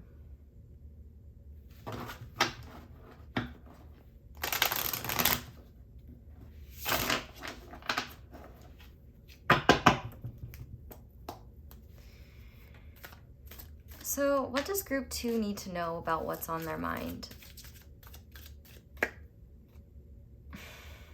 I gotta cover up the boobie, but you can't find your goodness because you lost your heart. Yeah, like I said, you're disconnected from your emotional body right now. So number one, oh my God, I can't believe I missed this. Like, negativity is gonna be like really easy to take root in your mind right now, because you're not really even able to pay attention to how bad it feels to talk to yourself that way. So when you find yourself being less patient with people, bitter about the fact that the third dimension is highly inconvenient and it is annoying as hell, the primal rage you feel is okay, which you probably don't even feel that. You just feel like a bitter, like an unending bitter annoyance at just shit that you cannot control. I feel like that's what it is for some of you. And like, oh my God, I feel like you guys are helping me put into words phenomenon I've experienced, and it's so real. I have so much compassion for it. Like, you're not a bad person for feeling that way. Like, it's just a reflection of where your boundaries need to improve, and also a reflection of where too much of yourself is being given away, where like maybe it's all part of the journey, it's all part of life, baby. Oh my God, for once in my life, I don't have any crystals on my desk because I actually cleaned it. And all the ones I do are see-through. Okay, wait, oh no, I have the, yes. Okay, we'll put the selenite heart on there. Okay, so one card down. Let's keep going. Okay. Group number 2, Spirit, what do they need to know about what's on their mind? We have Pink Bubble Fairy. Number 3, Share Tenderness.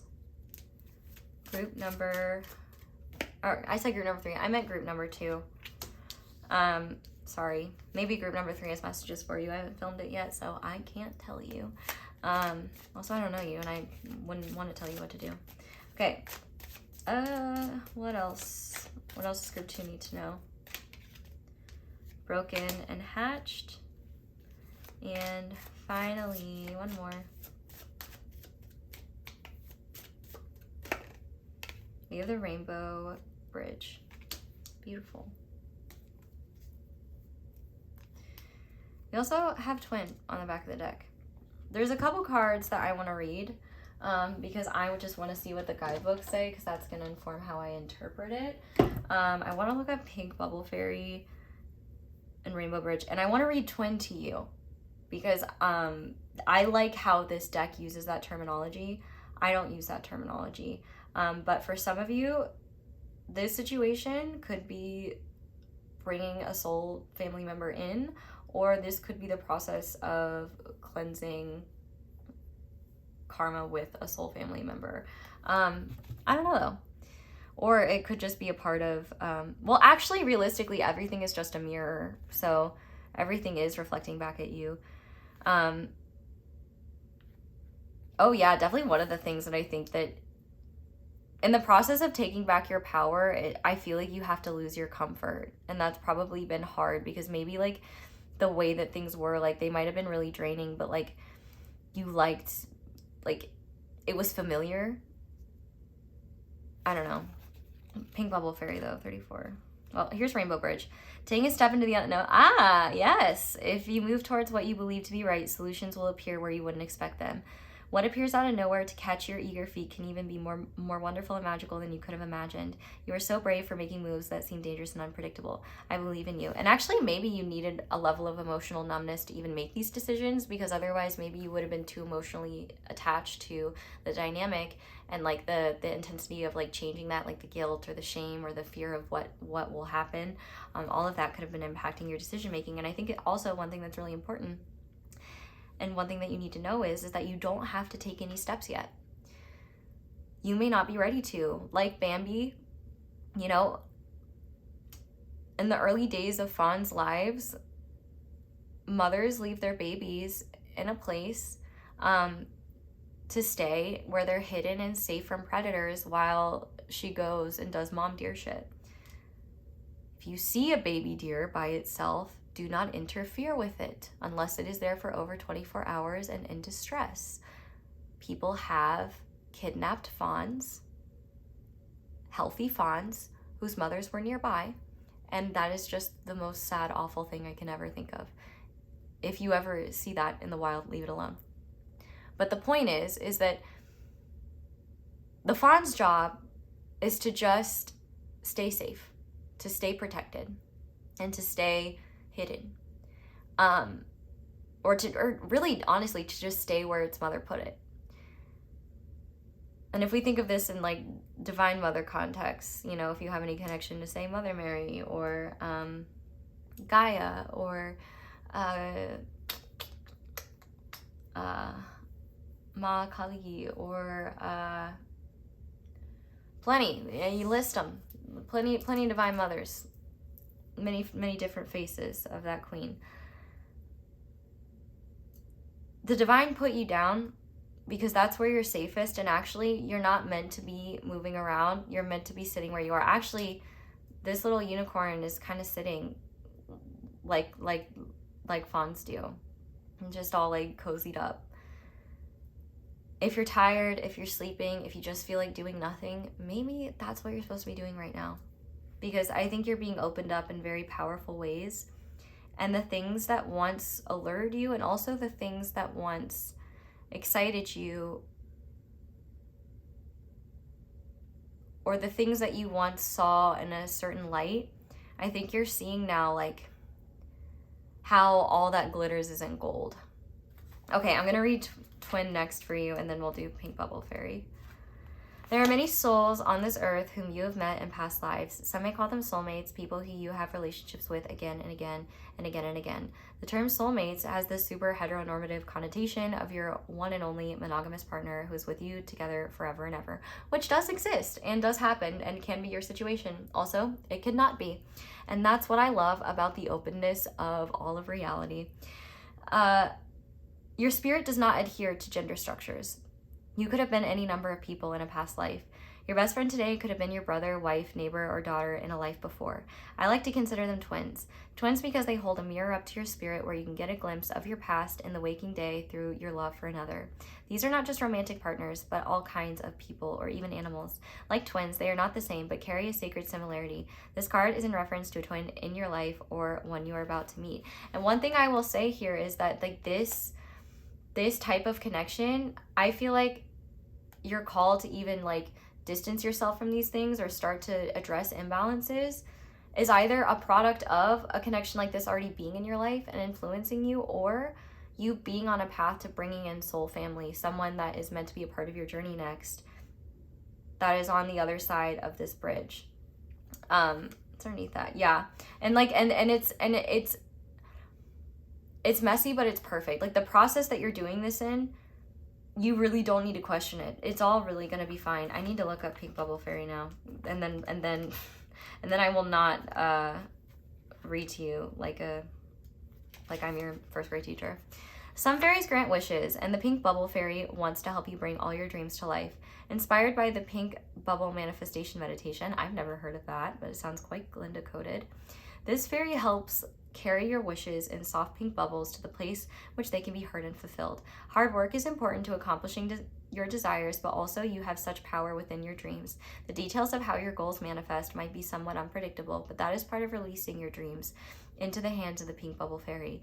You know your intentions, focus on them deeply, and have trust that the gentle pink in the gentle pink light that they are being heard. And one thing I want to say about that is that if you see stuff about like manifestations or make this happen now, like it's not too late, or like don't give up, or like the time is now, if all of that makes you feel panicked and fearful and like shit and like you're doing something wrong, it's not for you. This is not a time for you to be divinating, doing spirit work. Really, honestly, if you are feeling completely like deterred from like deep introspection or like healing work or things like that, I think there's a reason for it. I think you're tired, and I think you just need a break, and I think you just need to be human for a little bit and like just get back in your own body and reassess like basic habits and how they reflect how much you respect yourself. Because I think you know that when you're in a more stable place, and also when you're not like, when you don't have an external situation creating so much imbalance, you know that you're capable of having that much more easily. Like a lot of the reason why you're here to begin with is because of an imbalance and a dynamic that was rooted in lack or shadow or fear, or with either a thing, with some sort of noun, a person, place, or thing, whatever it was, or whoever it was. But ultimately, actually, I want to read, you can't find goodness because you lost your heart, but ultimately, nothing has gone wrong. Like, you're not losing your mojo or like your inner light, or you can't lose your inner light. You can't. If you feel like you've lost your connection to spirit or you've lost your inner light, that is just an illusion of the mind. The truth is that the mind is disconnected from the light of its own body and spirit. Just because the mind can't feel it doesn't mean it's not there. You still have a face when there isn't a mirror in front of you. Your face doesn't disappear when you leave the mirror. Actually, I am now just filled with the existential horror of like, yeah, but what if it does? What if our face just like changes insanely, and then we look in the mirror and it's the same, and then it fixes itself just for the camera and stuff, and it only does it when we're alone. Does your brain do that? My brain does that. Like, not very much anymore because I have like real adult things to worry about, but like I would have thoughts like that, like when I was a kid, I used to think like, what if my grandparents like secretly hate me? Like literally could not have loved and adored me more. But it was like they love me so much. I'm also like, what if they're lying? Like, what if when I leave they talk like they say mean things about me? Like, what if they hate me? Minds, man. They come up with crazy ideas, and a lot of them are wrong and not even rooted in reality. What is rooted in reality, though, is what you're cultivating and what your dreams are. And actually, this whole situation is rooted in the fact that whatever this situation was that you were in that was creating such imbalance and keeping you trapped and stuck, and not as well and thriving as you could be, all of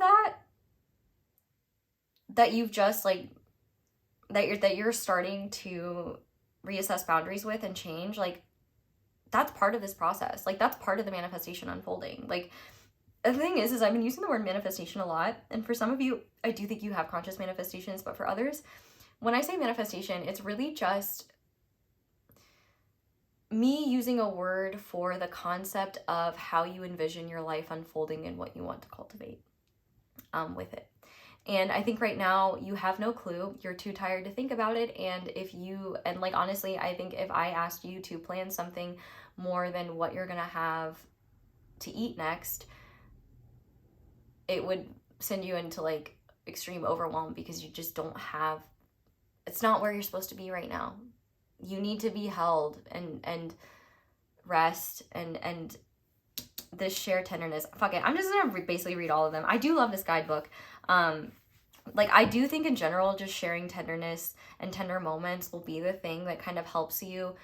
Because I do think that like, one of the parts of suffering with apathy is I do think that you're really like, one of the ways in which hard times, like, you get comfort in hard times is like leaning on the people that you care about, like, which is great. It's like the design of being social human creatures. But these might be things where you've just kind of been more insular, or you've been just really struggling to kind of, whether it's because you feel shame or because it's like, maybe the dynamic you're distancing yourself from, you played a part in, and like, you know, and you feel like you deserve to suffer or something. Like, I don't, you know, nobody deserves to suffer. Like, we all suffer in life. Like, it's not something anyone deserves. It's just something that happens. And I think for you specifically, I think that there's no shame in really just not, and letting someone sit with you. Like, I think that if you're holding back, opening up to someone and just talking or receiving support, that is something that will not only be very reassuring and nourishing for you, but also give you some sort of like emotional comfort without the emotional intensity of all the change happening that you kind of seem to be a little bit, not entirely numb to, but just like, if you were like at your optimal state and in tune with all functioning parts of yourself, it would be way, way, way more intense, maybe even debilitating. But what I will say though as well is, for those of you that don't have someone in your life that you can share tenderness like this with, especially if like this is a situation where you are distancing yourself from like a romantic interest or a situationship, or, you know, someone who you've been in like a toxic relationship with or something like that, the idea of sharing tenderness with someone might be overwhelming, or you may not have, or actually one thing you may need to know is that you don't have to beg to be connected to when you have someone to connect to your heart with. And the thing is with the devil is actually the mirror of the lovers. Maybe I should make a video about that. I don't know. Anyway, the devil is like lover's energy without the divinity and good feelings. It's heavy, it's dense, it's intense, it's connection rooted in earthly obligation, attachment, power dynamics. Like, the devil doesn't have relationships, the devil has power dynamics. Tenderness is not often something shared. I think like you were holding on to a situation where it's almost like you got to avoid parts of yourself that you were afraid of, and at the same time it's like whatever you were involved with fed this part of you that, like, you know, maybe isn't the healthiest, but like fulfilled you, or like just made you feel like, I don't know, I don't even know how to like quantify it, but essentially what you need to know is that if you really need like reprieve from what's happening and really just need to get out of your own energy, spend time with people that can be gentle with you and caring and kind. If you are repulsed by that or don't know how to receive that, that's all the more reason why you need to sit down and do nothing, because that's really all you need to do. Like, I think you're really being encouraged to be more tender and gentle with yourself, and trust that if you don't have the capacity to like dedicate yourself to the things you think you should be, maybe that's a sign you're not supposed to be to begin with, and maybe you should stop putting so much pressure on yourself. I also think with this party leader card here, once again, I'm getting that like all of that glitters is not gold, but this is a specific message. And for those of you that need to know this, actually, for a lot of you, this might be a message not even related to this, what this reading is about for you, but an adjacent thing that applies. Take it how it resonates. But if this was related to like, if like a person is involved in all of this distancing we're doing, and they were someone who you really admired or people really looked up to, or they were someone who was kind of like the life of the party, or just someone that's really popular that everyone liked, you know, someone that really likes being the center of attention, someone that really shines and really stands out. I feel like that is the kind of love that that person, if you were involved with a person like that and you felt like you were with them, but they never really connected to you, I think that's definitely because like whoever, whatever this was, they don't have a connection to their own like spirit at this time. It doesn't mean that they never will, but it just kind of seems like this is like whoever this could have been, if this was related to a person for you, is somebody that does not receive love through intimacy and connection. They receive love through validation, approval, and others' attention. They also, love is being acknowledged and seen. It's also, for them, something that is fulfilling to them because they don't have a soul, like a connection to their soul at this time to recognize how empty that feeling actually is. And so in trying to connect with this person, I think, and I do, and let me be clear, I do think this person also really was really intrigued by you. I'm gonna say that. But how they treated you was not a reflection of like their lack of feelings for you. It was a reflection of their lack of capability of even accessing the levels of depth required to share and reflect back the feelings you were capable of giving. And I think one thing you need to know is that what you're building and what you're creating, I think a lot of what you're building and creating is like meant to happen with like-minded individuals that are also powerful, that are big, broad, expansive, powerful, just like you know, someone who's not tied down to one idea, someone who's not certain about how reality is supposed to be, but also, you know, someone who is doing their best and someone who does like, I feel like you are someone who doesn't know what life is supposed to look like for you because you're still discovering what is most meaningful to you, and that's okay. And I think you're also in the process, like I think this experience was meant to show you and help you see that a lot of the magic that you might feel in a circumstance may not be happening between two people. It could be you generating that because you're seeing the magic that's within you, you are just projecting onto who you saw. And in doing that, you gave them so much more than they really had to give. And it could definitely, and that can be painful when you realize, oh, that what's here is not what I thought was here. And I think the thing is like, I don't think there's anything necessarily malicious, but I do think one thing you need to know is that you can't have your cake and eat it too, in the sense that you might want a specific person or things to unfold in a specific way, but those things, like let's say it's a specific person, for example, maybe their soul path is not to awaken or to grow. Maybe their path is about, you know, living in themselves and being more connected to ego and learning life that way. It's valid, but it's also not compatible with what you need, number one, in order to feel connection to someone, and number two, in order to like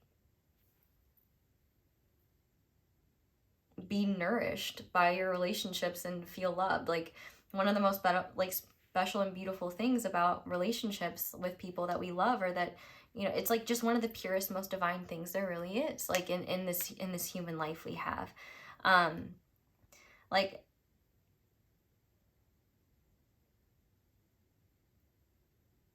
I think the more soft and tender you can be with yourself at this time, the better.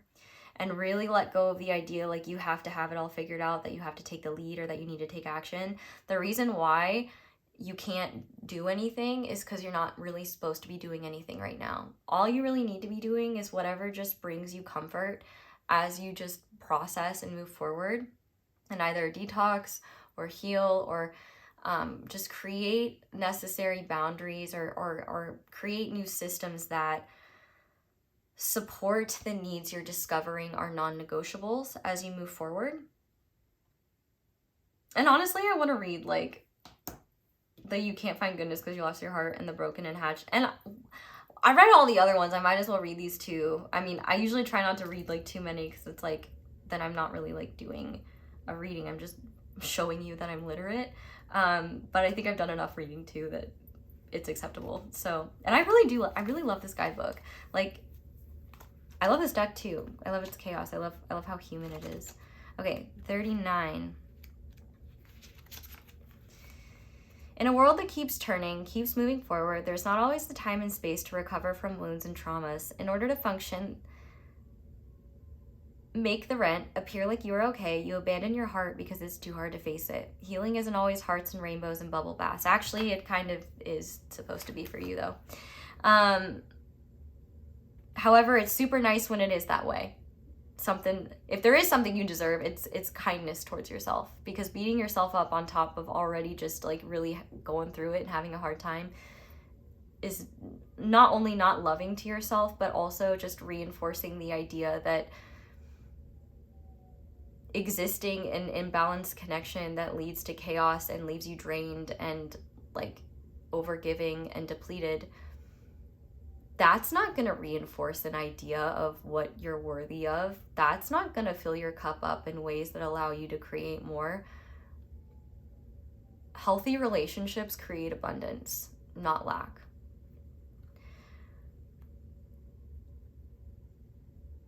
Healing is also looking at your broken and blue heart and how it got that way. Learning to cope and to step forward is sometimes all that you can do. But don't forget that other people are in your life and they might try to touch your heart. So you might have to travel back and make amends with what you abandoned to survive. It's not easy. I know you can do it. You can dive deep into your fears, the hard times and tender broken bits, because you are strong. Look at you. You know that. I knew that. I literally said you were strong. And I called you big. Like, and maybe you're a super tiny person. It's not about your physicality. It's about your spirit. You have big things to do. And also, I think that in terms of your spirit is huge. Like, and it's, and when we're talking big, we're also talking deep. Like, you need someone who can dive deep with you. Not everybody, like, you know, submersibles are only classed for certain depths based on what their design can handle. I think that honestly, the biggest crime here realistically is just taking responsibility for things that were never yours to take responsibility for to begin with, that are just part of like living and learning. But also too, like, realizing as well, you're not living life to the fullest if you're confining yourself to the surface to make things work and keep things the same. And in fact, that's why you had to stop, because it just can't, it's just not sustainable. And I think like it could have even wreaked havoc on your finances. It could have wreaked havoc. Like, I just feel like you feel like you have nothing left to give. And that's kind of the point. Like, this broken and hatched, let's see what she has to say. 72, gotta be 72. The ability to see new perspectives sometimes comes from a rude awakening. That which breaks you also sets you free. Leave your comfort zone and shell behind. Honor that which was destroyed and torn down in your life, because although difficult, it has aided you in hatching. And I guess to be fair, party leader, party leader is kind of transparent though. What's really happening here? All the beautiful stars reach up their hands in excitement as this party leader creates a wild, loud, and unpredictable energy. This can be fun, to bathe in the untamed and to act as a release of all that we try to control. Maybe you need someone whose personality is captivating, that can allow you to feel comfortable doing something uncharacteristic. But let us not forget that your voice also needs to be heard, and that's why you are here. So enjoy this time, but also don't allow yourself to be confused about what is truly valuable in your life just because someone else's voice is louder. Yeah, I think that's kind of a huge thing here is like, I think that one thing you need to know is that this next phase that you're basically in a process of processing, shedding, releasing, and regenerating. Like, this is a natural process of regeneration occurring. You're not doing anything wrong. You're actually doing everything right. And the more you listen to like what your body is saying, the more you listen to the voice in you that says like, we really do just need a bed rot today, or we really do just need to like go call a friend, or go like be tender and gentle with, like, so tender, and so like you treat yourself like a newborn baby, because that's essentially what you are. You're a little tiny teeny baby chick, and you need to be in like an incubator for a hot minute in the nice warm area and just be like safe and contained. And like the thing is too is like, I think that you may be feeling like popularity is not love. And one thing that you do need to know is that making a crowd of people happy is not fulfilling unless your worth is defined by that. And I think if you have been that way in the past, I think you're realizing, number one, how dehumanizing that is and how awful and rude that is to yourself. But number two, I do think that you may be interpreting rejection as a reflection of your value, because I feel like you were expecting, if this was a person, I feel like you were expecting them to reach out by now, or, you know, for you to just have some clarity, or for you to feel like more relief or more awareness. And I think like if there is still a person involved, like I feel like there's a lot of ache, like you may be feeling like you're abandoning them, or you may be feeling like what if there's something good here? Like, what if they can change? What if they can grow? And if they can, that's great. If they can grow, change, and heal, they will. It's not, and it never will be, your job to facilitate that process.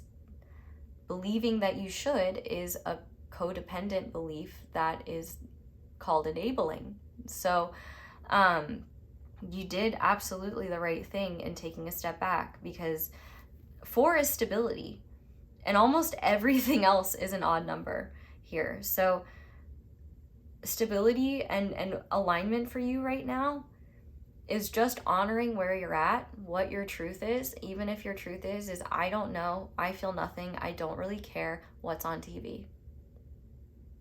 Godspeed, my friend. God fucking speed. Okay. So we're gonna finish this reading off. I guess anything else? Oh, these are not your cards. Those were group 2's cards. Or group 1's. You're group 2. Your cards are right here, literally next to me. We are going to now look at some signs, symbols, synchronicities, crystals, just things that could support you on your path, things that could bring into context, like maybe realizations. We'll just get into it. Signs you're on the right path. I guess to summarize, though, the biggest thing you need to know is that nothing is out of place, and you choosing to address the imbalances in your world. And even if at the very least you can't change anything right now, but you're just maybe setting better boundaries, or like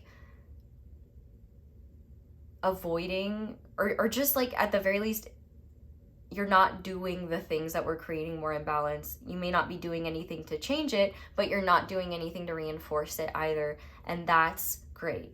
Like, I think a net neutral is a net positive, actually, right, for you right now. Like, doing nothing is doing something because it's not doing the same thing, and that's actually a step forward, even though it feels like you're standing still. It's really what it really is just stopping and gathering your breath and your resources so that you can move forward again, because you are stepping into a new way of living where you don't have to beg and ask for connection, because you realize it's super easy to let go of connection when it's just attachment or desire or intrigue. There's nothing really there holding it together once all the excitement or once the depth of the other person or the depth of that experience can be reached, it's like, that's really it. I played Sims for so many years. I literally was like, I have torn this world apart and done everything. I think the real world is calling my name. Like, and it's the same for you. It's like, you don't need to be in some simulated, stale surface level. Like, you are Sims 3, okay? And do not believe for a fucking minute that you deserve to live in a Sims 4 world and be around Sims 4 Sims. You are a Sims 3 Sim, okay? And if you understand the Sims, you understand how high of a compliment that is, and any fellow Sims experts that want to explain, feel free to in the comments, because I could, but it's more second channel behavior, which I just launched. I don't know if I'll have a video up, but you should subscribe. You could be one of the first people to subscribe, and you could say I was here at the beginning. But if you only watch these and only tolerate me for my personality, like only tolerate me for the readings, like you don't like my personality, don't go over there, you won't enjoy it. Okay. Anyway, the irony. So we have the third eye. The theme is clarity. The trigger statement is, I am so confused, and the true statement is, I am present. Allow your mind to clear and let the noise of your thoughts fall away. Listen to your intuition. I would also say, like, citrus fruits could be really good for you at this time, like lemon flavored things. Ideally, like things with the nutrients of lemon would be great. Maybe you just need some more vitamins in your world, or I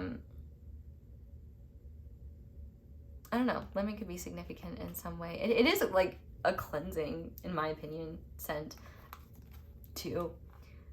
Yellow could be a good color for you to wear as well. Anyway, yeah, I mean, that's pretty much saying what I was telling you. Like, the clarity here, like your clarity is about allowing yourself to not know. Like, you really don't need to. And in fact, trying to figure it out is just a waste of the little energy you do have. Like, spend it doing something like you enjoy. Spend it doing something that you haven't gotten to do in a minute. Spend it doing nothing, because actually one of the best things you can do is absolutely nothing. And one thing I will say as well that I need to mention to you as well, one thing I want to challenge you to do is to sit in silence for at least an hour, or you can start smaller if that's overwhelming, because I know that there are some of you out there that are like always listening to music or always having something on in the background and always having something to occupy your mind. Which can be great in the sense that, like, an occupied mind ain't wreaking havoc on your internal world and consciousness, but it does keep you disconnected from yourself, and it makes it far easier to neglect yourself. And also, part of the fatigue that you may be experiencing could just be related to your body processing sound all the time and picking up on the sensory, like, the sensory experience of sound, just like never getting a break from that. It might like be like a psychic irritant, or be something that's like almost even adding to your fatigue, because it's draining energy that your body could use for something else, like just processing the noise, because then your brain's, you know, processing language and doing its brain stuff. So try to sit in silence. I think actually sitting in, like, you might feel uncomfortable, but I think you'll also feel this immediate slight relief if you have a decent connection to your body, where you're like, oh, it almost feels like a small exhale, where just like, you know, something that was poking at you it's like, it's not an extreme thing, but you know how annoying like a tag in your underwear can be. You know, you got to cut that shit out. And it improves your experience profoundly, right? Doesn't mean you need to be in silence all the time, but I think if you heard your own thoughts, you realize, number one, how wise you are already, and number two, how easy it is to not question yourself when you just trust your own rhythms. We also have the number 3. Expression comes naturally to you. You are very skilled at communicating through your thoughts, through conversation and creative pursuits. You are able to get others on board with your ideas. I am charismatic. One of the things that you might have actually been worried about with this situation is that if you're different, people wouldn't like you, or they would like you less. Or, you know, maybe if there's a person involved where like they were like kind of a life of the party and like you really looked up to them and like they're popular and like people really admire them, I feel like you underestimate how charismatic you are. It's not like, I feel like you might think like, oh, people don't like me as much as they like them. Well, first of all, Dale Carnegie's How to Win Friends and Influence Others exists. Not all of us are born with natural riz. Actually, I haven't read it. I've only read like, my dad gave me that book like 15 years ago. And I'm just now like, maybe I should get around to it. Instead of being annoyed at the way that human beings are, maybe I should just do the effective thing and work on myself. Funny how that works. But I think that's what you're doing. And I think that in this situation, it might have felt like hard or almost impossible to ask for what you needed or like be in tune with yourself.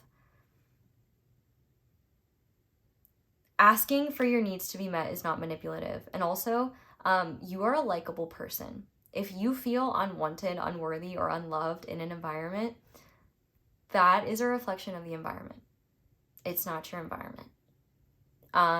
They might be haters because they're like, I hate flowers because they remind me of everything beautiful and precious and unique and I don't know. Your charisma will get you far. But also be careful with how you speak about yourself during this time, because if you're saying, I think I already said this, but I'm going to say it again. If you are being extra hard on yourself, like if you may not feel the impact of like negative self-talk at this time, and it might be really easy to just like as mental stimulation or just as a lighthearted joke to like be very self-deprecating or be really hard on yourself. And even if you don't fully mean it, it is impacting you harder than you think, because like you are in a really vulnerable place right now. Like fawns are vulnerable. Deer in general are vulnerable. That's why the moms like are like, yo, like I can't run from a predator and also like take care of you. So you gotta chill and hide until you're strong enough to run with me. You know what I'm saying? I love deer. Anyway, you're dear to me as well. I love you, dear. Okay, we also have labradorite, which we love labradorite over here. Transformation, magic, and imagination. A stone of transition, which you're in. Let's go. Labradorite assists in times of change and transformation. It expands our connection with the universe, unlocking the third eye and all the wonder that lies beyond the physical realm, as well as your magical powers. Labradorite evokes the magic we all have, reminding us to wield our power by going within and connecting to the core truths of who we are. Chase after your dreams and align yourself with the vibration of anything is possible, an energy Labradorite is all too familiar with, which I love. And labradorite is pretty common. Maybe you already have some. We also have kava kava. I'm gonna have to read that card. Let's see. Ha! Speaking of The Sims, I've never drank kava, but it does make my Sims dazed. My Sims 4 Sims dazed. So anyone who has, what does kava do? Ooh, I'm grounded. Well, actually, I think this is gonna tell me, but I like hearing from you guys. You guys are so smart. Oceans away, there lies a plant whose history is rooted deep in the sacred rituals of indigenous island cultures. Kava kava, with its wide-brimmed leaves, has been used in ceremonies and embodies a spiritual practice of grounding. Like its roots, kava kava is here to remind you that before you embark on any spiritual journey, you first need to ground yourself. Connecting to the earth and yourself is how you'll be able to make clear decisions about where you are going and where you want to be. Imagine a brilliant, bright light that extends from you to the soil below. Feel it stretch beneath the surface and intertwine with the natural roots of the earth. You are connected to the source. Let this bring comfort to you and solidify the decisions you will make. As you continue throughout your life, remember to always come back to your roots. And that's the thing, like, grounding really is your ultimate protection here. First of all, you need to apologize to your body right now, and you also need to thank your body, because your body has been doing for you what your mind cannot, which is take care of you and give you what you need. Because your body has physical limitations that the mind forgets it has. And because your mind, especially when you're like just struggling, having a hard time, like it's not going to be tuned into what's going on in your body. That not only helps, but also your decision to kind of like take a step back from this whole situation was a decision grounded in reality to begin with. The desire for things to be the way that they were was rooted in, I wouldn't say fantasy, but I would say is rooted in attachment to familiarity, and attachment to comfort, and attachment to whatever this dynamic brought you, even though it's less fulfilling, and even though it's less impactful as it once was. Like, I think it's something that's still, like, because I feel like for a lot of you, this, whatever the situation is that you're like having to reassert boundaries with, I don't think it, or if it's a person, for some of you, you may be like, you know, removing yourself from their lives, like, especially if they don't reach out or interact with you at all. Like, if they're not doing that, just trust, you're not missing out on anything. It's like,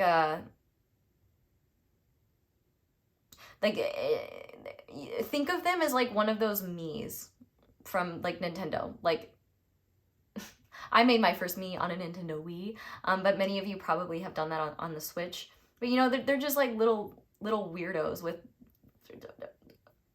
spheres for hands. They got goofy looking faces, and like there's really not much to them except a couple of emojis. That's about the same amount of depth as some of the people that, for those of you where you feel really rejected by them, or you feel like they are not capable of a level of understanding to even recognize what you could offer them. They wouldn't be able to receive it. And it would be so sad. It's like you making the world's best peanut butter cookies and trying to give them to someone who's allergic to peanut butter. Actually, your level of depth could be lethal to a type of person like that, because maybe they just couldn't handle it. Maybe it'd be bad for both of you. I don't know. All I do know is if it's not for you, you know it deep down. Like, you feel it. And that's why this situation was unsustainable. Because when something is sustainable, you know it to be true in your heart. Because like the Lovers, I was saying the Lovers is the mirror of the Devil. The Lovers doesn't promise forever either. It doesn't promise that, even though there's like divinity here, it doesn't promise destiny. It promises now. And actually, one of the things about the Lovers is that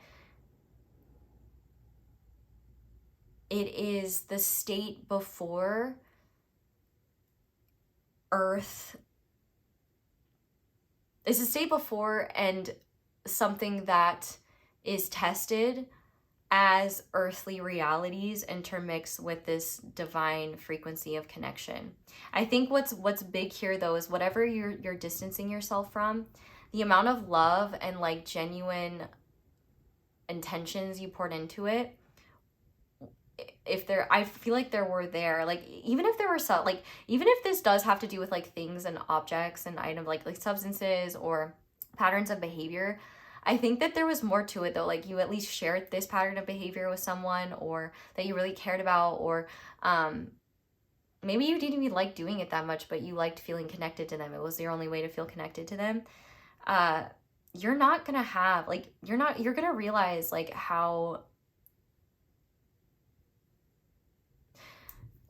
you're gonna realize you're like a car and you were changing your oil with cooking oil instead of like motor oil. It's like, oh, no wonder I couldn't run. This is not the right thing for how I function. And I think what you're meant to experience and what you're meant to have is like deep resonance and connection with someone else that makes you see that all the things you feel you need to polish and hide or pretend like aren't there, or you know, shift or conform, all of that, not only all of that is what you don't need, and all of that is the perfect reminder for you of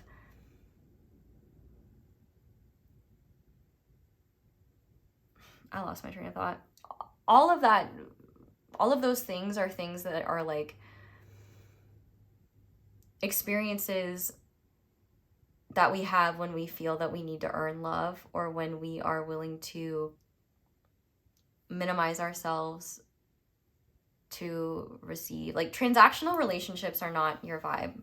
And like, I feel like in this situation, there's a transactional thing going on that I think, or that was going on. And I think for you, you may, like, I think that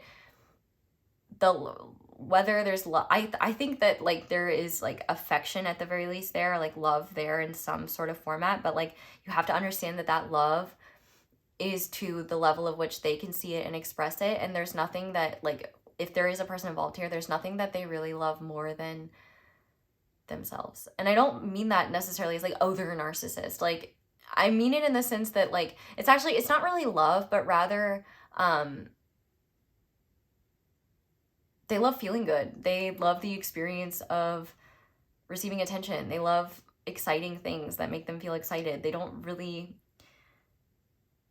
They are really happy on the surface, looking at reefs and doing their fun stuff. They're not really in a place to be more deep or be like that. This is like, there's the vibe of like, the point of what I'm trying to say, I'm getting lost in the sauce here. This is a really interesting reading. I can't help myself. I just want to pick up every single rock and be like, what's under here? What's under here?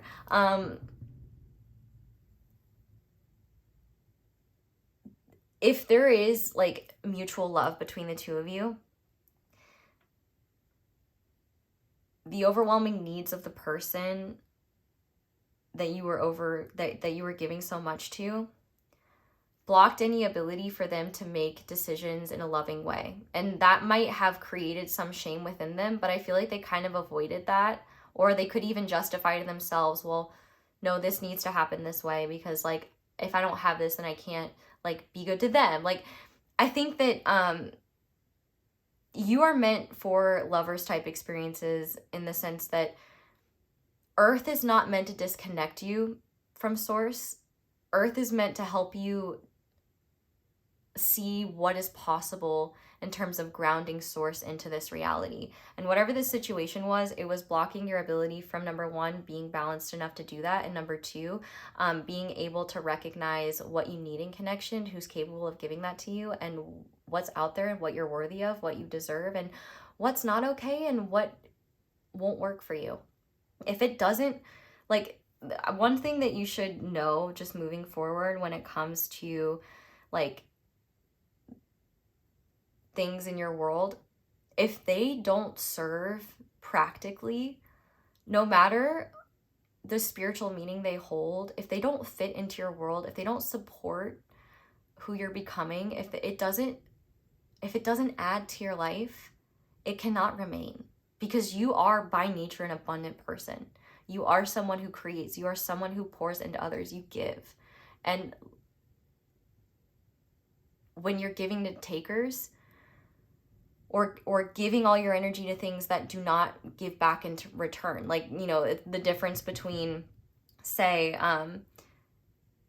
eating a healthy meal and eating a bunch of processed food. You know, one thing, like the healthy food is giving you vitamins, minerals, nutrients in return. You're cooking it, you're creating it, but it's giving you nourishment in return. Processed food, you're opening it up, shoving it down, and what does it do other than give you cravings, blood sugar spikes, and a general sense of feeling unwell, undernourished, and maybe shamed. I hope you don't. Like, you know, food is just food. It's neutral. I mean, eating too much processed stuff is not good for you, but I will say, if you eat so much processed food, you will I have reached levels of stupidity so profound it loops back to wisdom. And one thing that I found is that if I just do something as absolutely hard as I can, I realized if I ate so much processed food that like all the shit that I wanted just for as long as I wanted and just went hard in the paint, just absolutely deprived myself of vitamins, minerals, nutrients, things I needed to function, I started craving healthy things. And then it became super easy to not desire or want processed food, because I was like, I know exactly what you're going to give me, and it's nothing I need. And also, it's like making your kid, like you catch your kid smoking and then you make them smoke the whole pack. I wouldn't, you know, that idea, I wouldn't do that. But I would do it to myself, and I do it to myself. Kind of effective. What the hell am I even talking about anymore? Anyway, Oh, this is so perfect to finish this reading on, guys. Oh my god, I'm so happy I get to share this with you. So this last card is a mantra that you can chant. You should look into chanting if you never have. I think chanting is really beautiful and really powerful. It's something that I am integrating into my world more, and like it's always been effective, but doing it more consistent. Like sound is incredibly powerful. Use the power of your speech to your benefit. So your mantra that you can chant is Sidho Hum. I am perfect and complete as I am. And look, there's a 3 and a 13. Oh wow, so 333 looks like it's significant. Maybe you should Google like angel number 3313, so 3313. So maybe see what comes out there. But ooh, you know what I was thinking of? Like I was thinking in the last reading, I was thinking about 13 going on 30, which is really interesting. So maybe there might be some stuff for you in the last reading as well. It'd be interesting if it was, but I'm gonna stop talking your ear off now, because I've got another group whose ear I need to yap off. Okay. This mantra brings forth the uniqueness and perfection within. Sidho means perfection or essential quality. Hum affirms that this is our identity, our true self. Chanting this mantra helps us know that we are complete and perfect just as we are, which is what gives us value and our necessary place in the universe. Knowing that our essential nature is always complete, whole, and perfect. Not having to do anything to recognize our perfection and wholeness. A place of unconditional love for self. We recognize our perfections as well as our imperfections and love them all. Once we can love ourselves in this way, then we become freed from the burden of having to prove ourselves to others and needing others to accept us. There's been a complete acceptance for all that we have been, all that we are now, and all that we will become. We are beautiful, unique, and cherished creation. We are enough, and you are enough. And I think that's enough for this reading. So group 2, I love you guys. I'm really rooting for you. Everything is going to be okay. Be as angry as you want. Talk shit into the void. Like, vent your frustrations. Be angry. It does not make you a bad person. It makes you human. And actually, what I think is bad is not acknowledging the reality of what we go through. And here's the thing as well, I will say, I will finish off with this. I don't think venting about your experiences is something that is offensive or like talking shit or talking bad about others. I think that venting about your experiences is honoring the truth of how you experience something. But also I think it's important to remember, because sometimes I feel like we can stop ourselves from being honest about the reality of our experiences because we worry that if we do that, we are somehow placing blame on another or making them look bad, or, you know, it's like acknowledging that, you know, maybe the way that someone treated you wasn't right, but like, you know, they love you, so like you're not really going to talk about it because they love you and they're just doing their best and they mean well. First of all, you don't have to talk about it to them. I mean, that's helpful, but also you're not devaluing the good aspects of that. You're just being honest about other parts of that experience, and also your experience is not a reflection of them or a value judgment of them or an expression or an example of you lacking gratitude or something. It's literally just you being honest about your experiences, and you're allowed to have that. And in fact, I think the more we own them, the easier it is to release them, and also the easier it is to just let go. So I clearly need to do that because I can't stop talking to you guys. I either know some of you or I just vibe with y'all. But group 2, that's where I'm gonna leave this reading. Thank you guys so much for watching. Thank you so much for letting my ads play in the background while you do something else. I really try to I know they're annoying. Please get YouTube Premium if you can afford it. Not only will you get to enjoy my videos with 0 ads, and I'll get paid anyway, but also like ads suck. I don't want to rely on them. In a perfect world, I would just do all this for free, but I have to, you know, provide capital for Big Daddy America, so that we can commit war crimes throughout the world. Yay! That being said, leave this video a like if you enjoyed it, if you want to share it with others. help another lovely soul like you get the same clarity they need. Other things you can do, sign up for my email list, check out my second channel. I'm going to talk over there. If you like my yapping, I'm going to yap a lot more over there, and it's going to be about things I think about. And if you like things I think about, hopefully you like that. You can check out social media. Don't bother. You can sign up for my email list. Stay on the lookout. Lots of big stuff coming. There will be classes coming, more classes coming. So here's your sign to, if you need to like start saving up, because I will be pricing my classes, not what my classes are worth versus what I'm pricing them at are two different things. I will always over deliver with what I promise. However, I will be pricing things accordingly, just in terms of the time and energy necessary. But scholarships will be a thing, and also I'm gonna test out different things, and kind of do not expect anything consistent yet. And I am going to be trying to release things at different price points, so that like even if like a weeks-long course isn't accessible, like maybe a little like mini video or like what, like I really just want to connect with you guys more and share this magic shit with you in a way that like doesn't just keep me so disconnected from you anymore. I've really been loving classes, and I've been loving connecting to you guys and teaching. I'm just telling you guys everything. Like I can't even get out of my intro because I just want to like sit with you guys here. I literally cannot move on, which is so funny because that's where you guys are at. Beautiful, aligned stagnation. And I guess stagnation has a negative connotation. Like I don't think it's negative, but it's not stagnation in a negative way. It's momentary pause for necessary reprieve. All right, you know what to do. There's lots of ways to support me. Look down below. I gotta quit yapping or I'll never stop. I love you guys so much. I hope you all have a wonderful day or night whenever you're watching this video. I hope you send me love. I'm sending you love right back. I hope you have a wonderful day or night whenever you're watching, and I hope you'll go back and see me again soon. Hi there, Pile 3. Welcome to your reading, and thank you so much for being here. If you guys chose the amethyst stone and the... this is literally the second deck I ever got.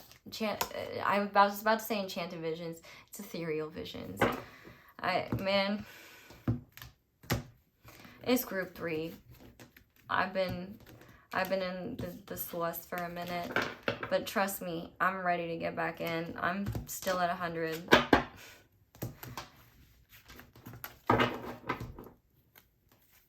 Anyway, damn, really different vibe in this group. I mean, there could be repeat energies, but like I don't know. I just noticed my vibe is shifted, man. Like I don't know. It just feels more like stark and like harsh. Not that you are or anything though. I'm not saying that you are, but like the vibes around you might be like that. You know, dude? I don't know why I'm talking like this, but kind of like it. I think when I just talk about vibes, I'm like, vibes. The vibes. I can't stop thinking about Finding Nemo. I was talking like crush, and then the vibes thing, it sounded like all the birds going, mine. I don't even know what's going on. What's on my mind? Complete chaos. We need to be seeing what's on your mind though. So while I'm shuffling, you just want to focus your intention, you know, just focus your energy on the cards and see that whatever is meant to come through for you does. If what I discuss is not on your mind, then this is not your reading. But if it is on your mind, then this is your reading. And hello, happy to have you here. Thank you for being here, whether you're new or whether you're returning. Grateful to be a part of your path and journey. So, group number 3, Spirit, what is on group number 3's mind that we are ready to address, or that you are wanting to address with group 3? Okay, we have the 8 of Pentacles. What is on group 3's mind, please? We have the 3 of Swords in reverse.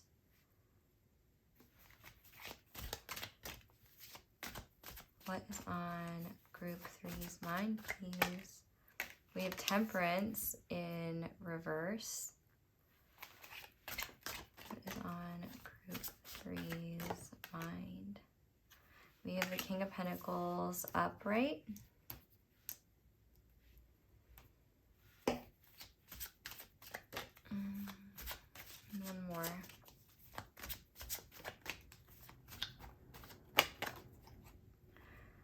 We have the Ten of Swords in reverse. On the back of the deck is the Three of Wands, which makes a lot of sense. Truthfully, I feel like what's on your mind is something that's maybe not something that you're always thinking about, but is maybe more so an overarching question that has plagued you for quite some time, but it's more readily apparent now for whatever reason. For some of you, it's because you have reached... Let me just say what I'm seeing here. What I really see here is I think what's on your mind is that you're starting to realize authority figures you held in high esteem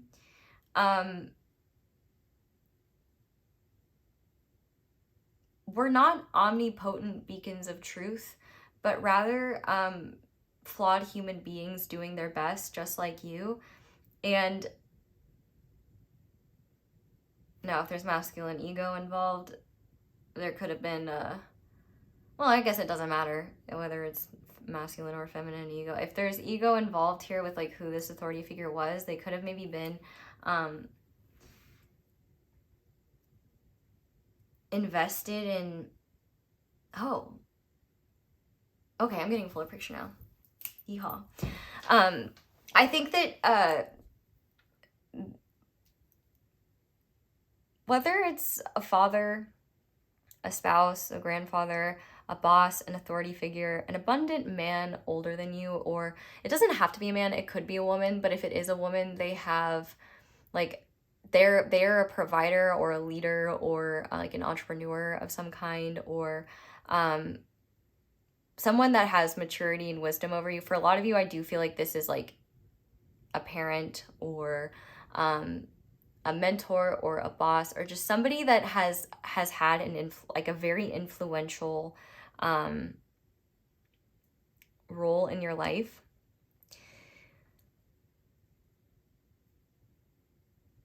And I feel like you have been coming into a lot of life experiences that are starting to give you more and more and more and more and more awareness of the reality that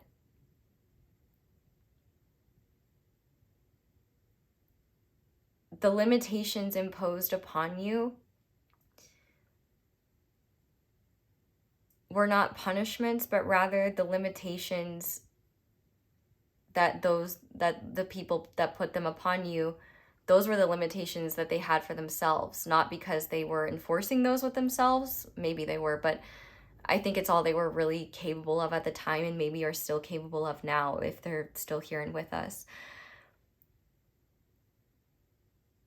But I see a bigger picture here, and I have a feeling that this group would have plenty to say about how they've been treated by some in the boomer generation. Now, boomers every generation gets a bad rap. There's some great boomers out there. And they also understand why we feel that way about boomers. So if you get upset about me using the term boomers and you're like, if you're upset by it, because there's wonderful boomers, it's just a generation, but you shouldn't be offended by the bad actors of your generation unless you're one of them. You shouldn't be offended by that unless you're being called out for something you don't want to acknowledge. But I think for most of you, you're not. In fact, what you are is someone who has a connection to a boomer person, or someone who, is just maybe more traditional and has lived life at a time when they could have maybe bought a house for like 7 cents in the lint in their pocket, and like now it's worth like $3.8 million, but they won't take anything less than 4 just because. and probably not even then, because it's just really fun to be housed and watch the youths and be renters. I feel like there's this almost, I'm just talking shit now. Let me get back to what's real here. I think what's been on your mind is the reality that I'm literally hearing Milan, like, I'll make a man out of you. Doesn't, like, you do not have to be a man for this to be your reading, but there is something about, like, you coming into a level of sovereignty and empowerment where someone who had a great level of control over how your mind was molded, over how your life unfolded, over the expectations that you were raised by. I think that you are coming into a season of life where you are realizing their approval is not something that will fulfill you, and also they probably were never going to give it to begin with, because they have insecurity around you prospering sooner than them, better than them, or in ways that make them not needed, or ways that make them not above you in some way. That doesn't mean there's not love here. I absolutely think there is so much love here. But there's also like a dynamic here I see where you are kind of in this weird, awkward position where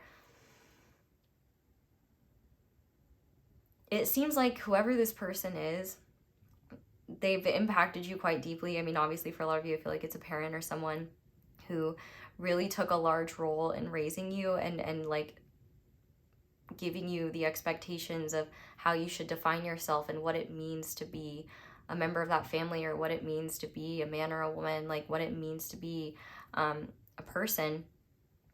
And I think you've taken a lot of that to heart, even though it didn't necessarily work for you. And I think one of the hardest things about that is the reason why you were committing to that so deeply is because you wanted their approval. You wanted them to acknowledge your hard work, to acknowledge all you do, to acknowledge you, and to acknowledge how hard you work and all that you do. And I think what you're feeling, I feel like what's on your mind is that there is a part of you that is not processing a deep level of heartbreak around the fact that I feel like you have been hurt by this person. Like, I feel like this person has either like dropped the ball when you needed them most, abandoned you at a vulnerable time, or made some sort of selfish decision whilst preaching values that went against their own behavior. And I feel like you might be kind of recognizing how, no matter how far into the past that experience was, you still carry it in your everyday life in ways where, I don't know if you're realizing this, but I see it, so I'm just going to say it now before we even get into the oracle decks. But it seems like if you haven't realized it yet, you're about to. The way in which you've kind of coped with this lingering under the surface for so long is, it seems like you have really just put all of your investment into the material world. Like, objects cannot change their minds. Stuff just is what it is. You know, numbers can't change how they function. I mean, maybe they can. I don't know shit about math, but like, you see what I'm saying? It's like I think you found sanctuary and solace in working hard and putting your focus into what you're building in the world and just trying to build yourself up. You know, like, honestly working yourself so hard that you don't have to sit with yourself at night, or you don't have to like deal with this. I feel like even too, the pain of this experience, because I think it's still lingering, like whether this person is with us or not, they're clearly quite a profound figure in your life, and still someone that I think for most of you, you still view them highly. In fact, I feel like you might even put them on a pedestal, which is why their behavior is Like, you know, them doing something to you could be 12 times more painful than, you know, someone else doing the same thing because of what they mean to you. And I feel like you're kind of starting to recognize or wonder, or just, I feel like you have tried to work on your dynamic with this person. I feel like you've also worked really, like, I feel like you might have even, I feel like you've worked hard to show this person that you're capable of the greatness and excellence they expected from you, and that you are a person, like, you are someone that they can't dismiss or look at as not doing enough, or look at as, like, you know, lazy or ungrateful or something like that. And realistically, you've never been any of those things. And I think you're starting to realize that as you grow, where maybe some of the conditions by which you were being judged as when you were, maybe still are, the conditions in which you're being judged by are unfair and not rooted in reality, but rather rooted in security and a warped perspective of how the world works and how life is. And I think what's really hard for you about this is that there's a real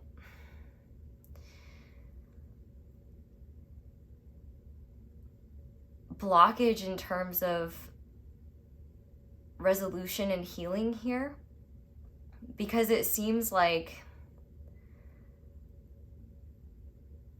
creating balance in this situation is virtually impossible at this time, whether it's because this person isn't willing to change their perspective or doesn't see, like, how maybe their treatment of you has been, you know, unfair, or has been, like,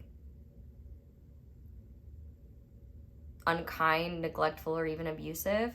And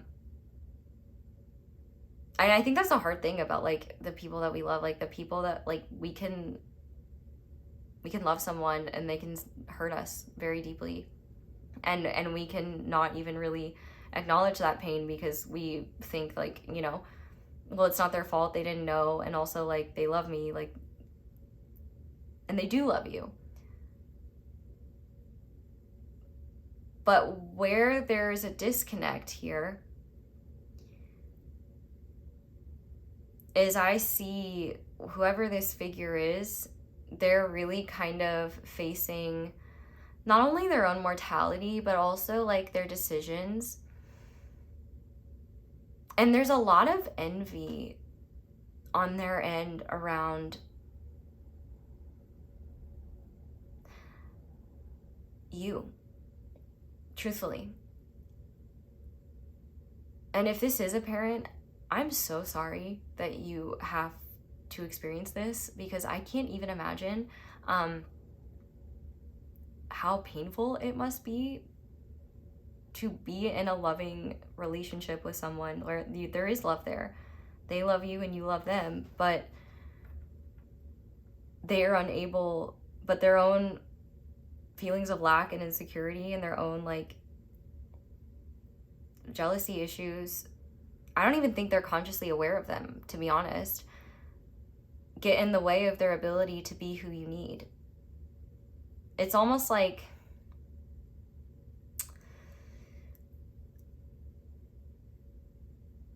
you know, a baby tiger is really cute, but it grows into a giant one. And also it belongs in the jungle and not as a thing for entertainment. But I digress. It's like you were born powerful. And for those of you that where this is a parent, or no matter how long they've known you, they've seen and recognized your power, and it scares them a little bit.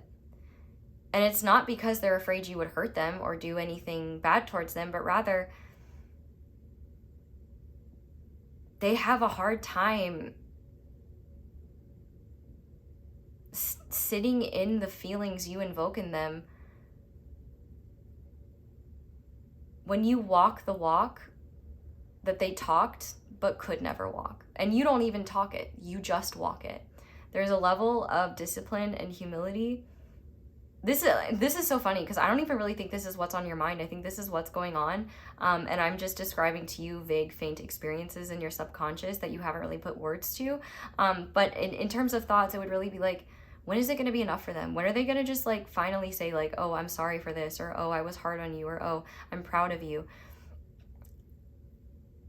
And I can see why you're confused here as well, because it's like relationships can be complex, and love and harm can coexist. And it's especially hard when the harm being caused isn't seen, acknowledged, or treated as a problem by the one causing it, especially because I see you work really hard to be someone not only that this person is proud of, but also I have to say, I do feel like this person is also someone who has maybe too much sway over your life, because I'm looking at what's on your mind and all I can focus on is this person's energy. And I guess that's what's on your mind as well, and I see why. But it's like their desires of you and their desire, and it's like they want you to, like, they want you to thrive and prosper and succeed, and they feel like that's the right thing to do and that's what you should do. But at the same time, they don't want you to do better than them, and they also don't even really want you to be independent enough that you would never need them anymore. Because if you didn't need them, I think they're really terrified of what your relationship would look like then, because I think the thing that bonds you is the material value they're able to provide, if and when they do, or literal physical things like sharing a neighborhood together, or, you know, sharing a hobby together, or, you know, you tagging along with them on things that they can afford but you couldn't. Like, I feel like there's kind of like the way that they have used material abundance, number one, as a metric of determining worth, not only for themselves but for you as well. Because I think one thing that's been on your mind is like, I think you feel the weight of their expectations and you crave their approval.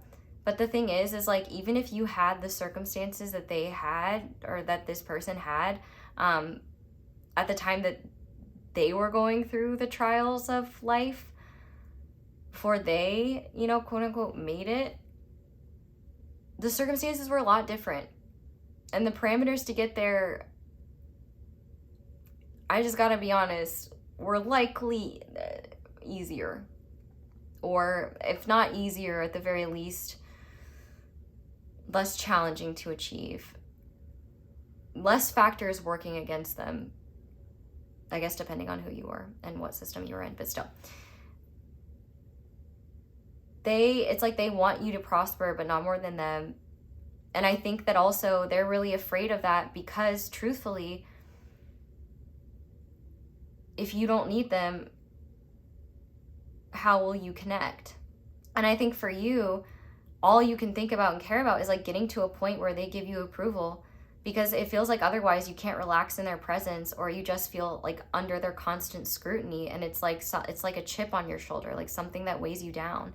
And I think you don't really acknowledge it or admit it, but this person has really broken your heart a lot of times, and you've just brushed it off because you know that they love you, but you've really hurt yourself in the process because you haven't acknowledged, hey, maybe that wasn't cool for them to say, or hey, maybe they shouldn't treat you that way. Just because they're older, or just because they brought you into this world, or just because, you know, whatever, that doesn't mean they're right. It doesn't mean that it's okay to treat you that way. You know, the unfortunate reality is that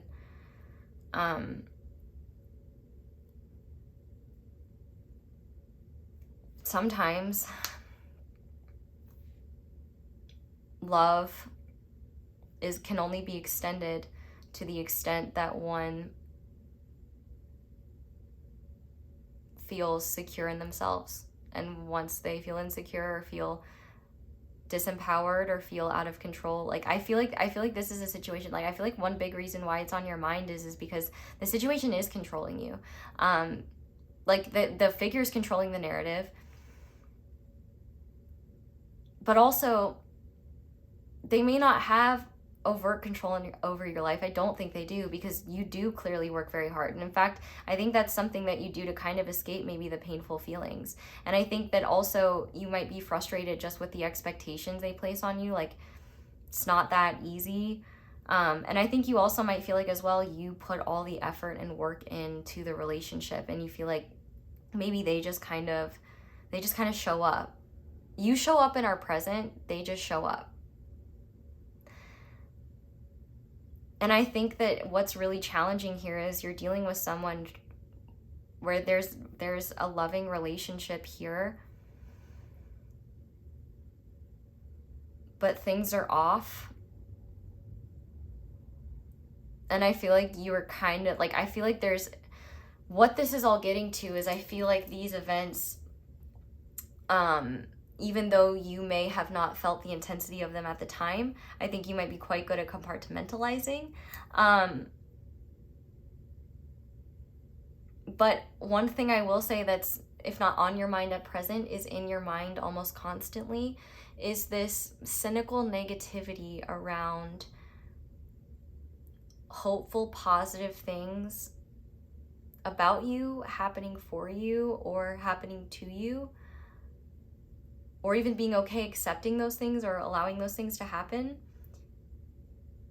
because they're only acceptable if you work for them, or you feel like it would be frivolous to enjoy them until you're at a place where you think you should be. It's like you break, it's like, I feel like this whoever this authority figure is, they broke your heart over and over and over. And in a lot of ways, they may have not even realized that they did.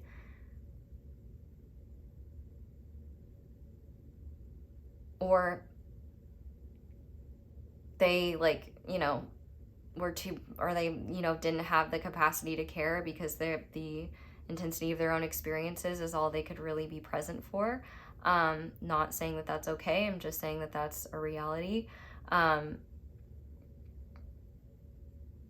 It just seems like there is a lot of, like, there's a really imbalanced dynamic here and an imbalanced level of power here, where I feel like in a lot of ways, you're probably someone who is quite liberated. And I think what's on your mind is you're recognizing this does have to change. And you're also recognizing that this is like kind of a lost cause, in the sense of, like, I think what you're looking for in this situation is the acknowledgement, credit, and validation that you've been looking for and been wanting. And I'd be willing to bet you've asked for it. Maybe you haven't, but whether you have or you haven't, I don't think they're going to give it, because they don't ever want to be in a room where they aren't the big dog in town. They want to have the most, be the best, be the wisest, be the smartest. And especially if you're their offspring, you might naturally, like, not might, you are naturally better than them. Even if they acted weird towards you when you were a child, just know, like, that was them being like, I couldn't do that when I was that age. How can they already do? Like, they play a constant game of comparison. It's almost like you're their pride and joy, and their own pride erodes their joy. It's like they love that you are so hardworking, that you are such an incredible person, and that despite their mistakes, despite the ways in which they haven't been able to, you know, be the best figure in your life, you have turned out so well anyway. And the thing is, and I was about to say, like, and they'll never say that. And I'm like, but why would they never say that? That's insane. And I think it's because of shame, number one. And number two, this is not the type of person that can take accountability or acknowledge when they're wrong or make a mistake, because their sense of self is very fragile. and insecure. And it's getting more and more insecure as they lose, you know, time, agility, you know,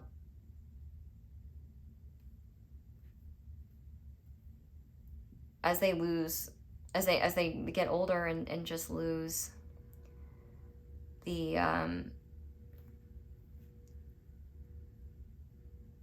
role, the level, the person that they were. Like, they're losing their standing and I think that they're losing their power. But the thing is that their power to begin with was never truly rooted in power. It was rooted in systems that awarded them the power, you know? Like, the parent does have the power over you because they're the parent. But also in other positions, like, you know, this person has power over you because they're boss. They're your boss, but that doesn't mean that they are powerful. It just means that their power comes from their position, not from their person. And as they lose position in life, especially in roles that made them feel powerful or made them feel important or like the center of attention that they needed to be or they wanted to be, I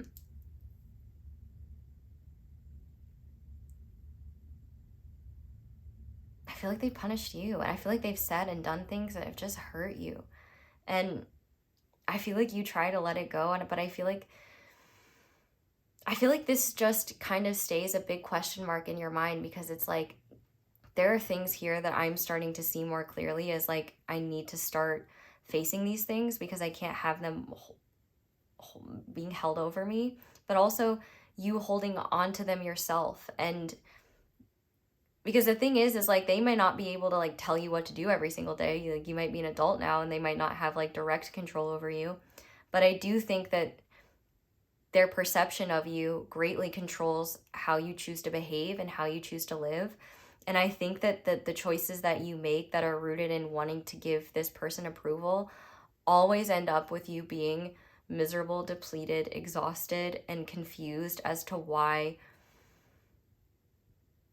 your hard work isn't paying off. And it's because your hard work is not being put into, well, I've been talking for a minute. So while I shuffle, I'll summarize this.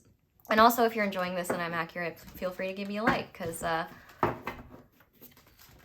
helps me know what you're enjoying, and also it supports me really a lot. So thank you to everyone who does that. It's a little thing for you that goes a long way for me. To summarize, I feel like what's on your mind is a dynamic that has definitely been long-standing in your life with someone who has a level of authority and power over you. And whether that power is literal or just at this point given because of the power you give it yourself, or a matter of both, I feel like you're really in this position where you're starting, like, I feel like you don't even know how you feel about things, but you just can't stop really thinking about them, and also kind of recognizing like, man, I'm working hard and not smart, but also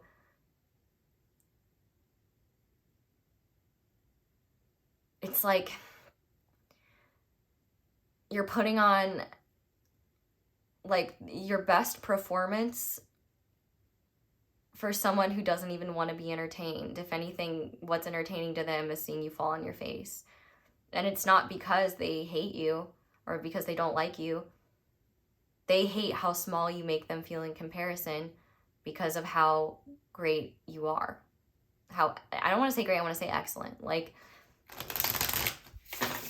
and also, unlike them, you have embodied the ideals. I said it earlier. You walk the walk that they talk.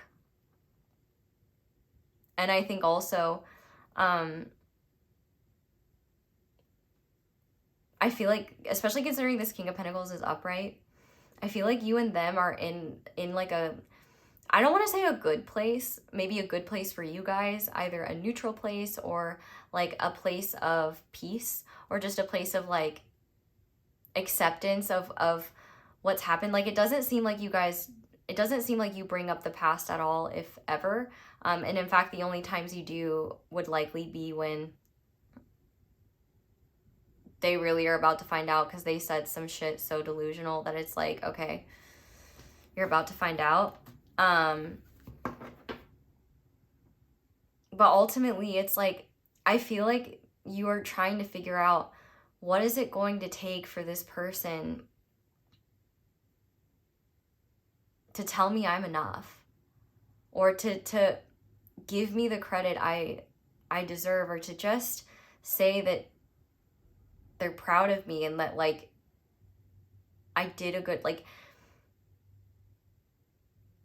But also, I feel like as well, there's this underlying bitterness or resentment, because, and I feel like you might have just immediately, I'm not bitter. I don't feel resentment towards them. I'm grateful for them. Like, they've done so much for me.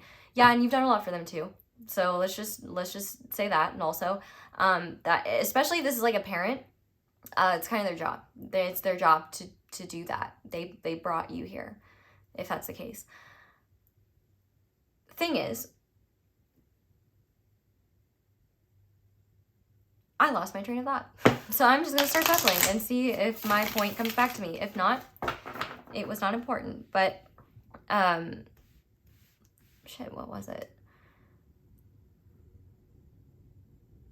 Oh, the bitterness, the resentment. Like, I think, like, I feel like not only do you want things to be good, like, you don't want to have any ill will towards this person. Like, I think you definitely recognize, like, you see their limitations, you see their humanity. Some of it makes you sad, yes, but also some of it too, you're just like, man, like, it is what it is. I can't change it. Like, that's their humanity. But also, like, I think at times, especially considering they're an authority figure, sometimes you might need them to be, like, it seems like maybe you're a bit of a parentified child, or someone who has, not a bit, a lot of a parentified child. Like, maybe you were kind of parenting them more so than them parenting you, but then at the same time criticizing you and feeling and making you feel like you're never doing enough, when realistically, them as a parent, they were the ones not doing enough at the time. Maybe that was all they could do, but it clearly wasn't enough and not what you needed. I feel like there's a lot in terms of,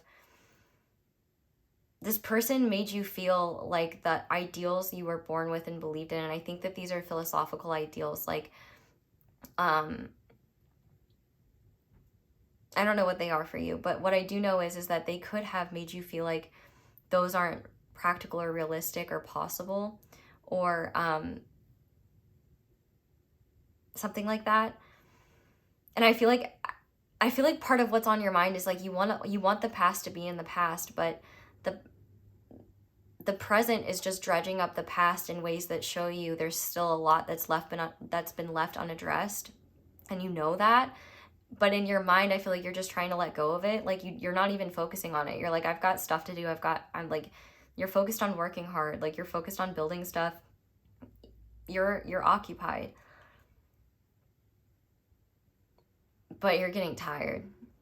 And it's because all this stuff is coming to a head. And I think it's coming to a head for a reason, because it's time to purge. And it's also, I wonder if what's been on your mind has to do with work. Because I would be willing to bet that your ability to get work done, how you work, the efficacy of your work, I think that this for you is about learning to work smart and not hard.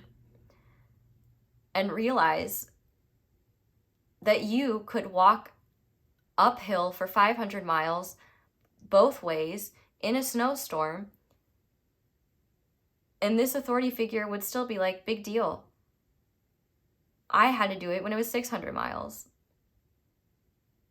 And they've never even done it. Like, their unwillingness to give you credit, like, I'm telling you a lot of what you need to know, even though I haven't laid cards down. That's on being a medium and just getting there sooner before the material can catch up. But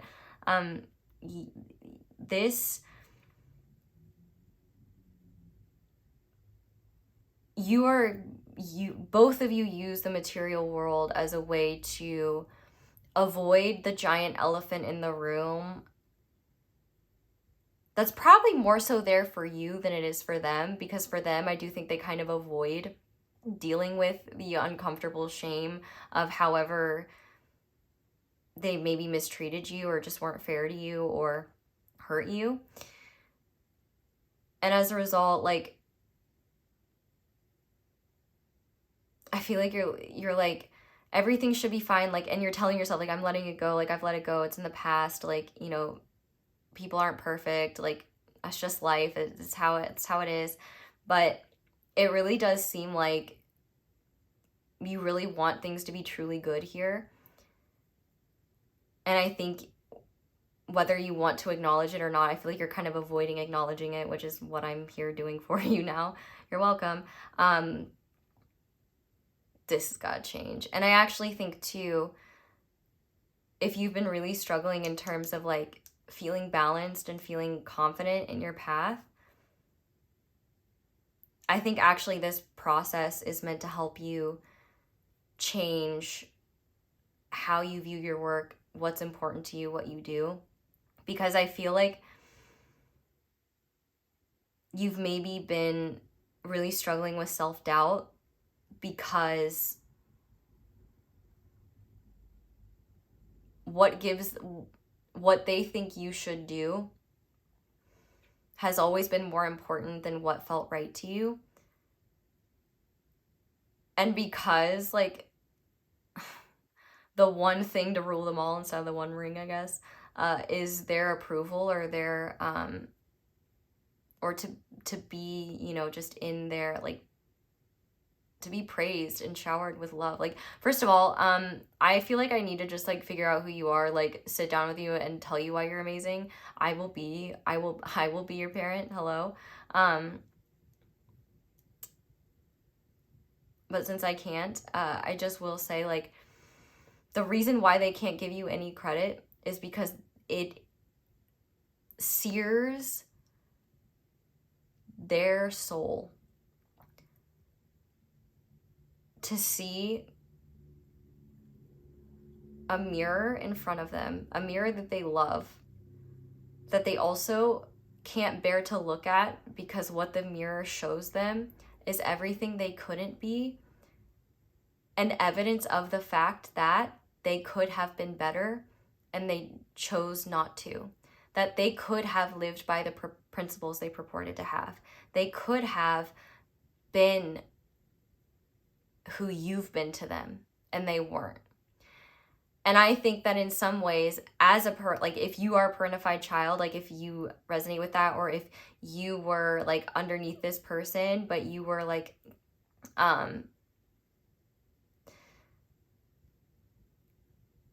you did their job better than them and it wasn't even your job to take, that will bruise an ego.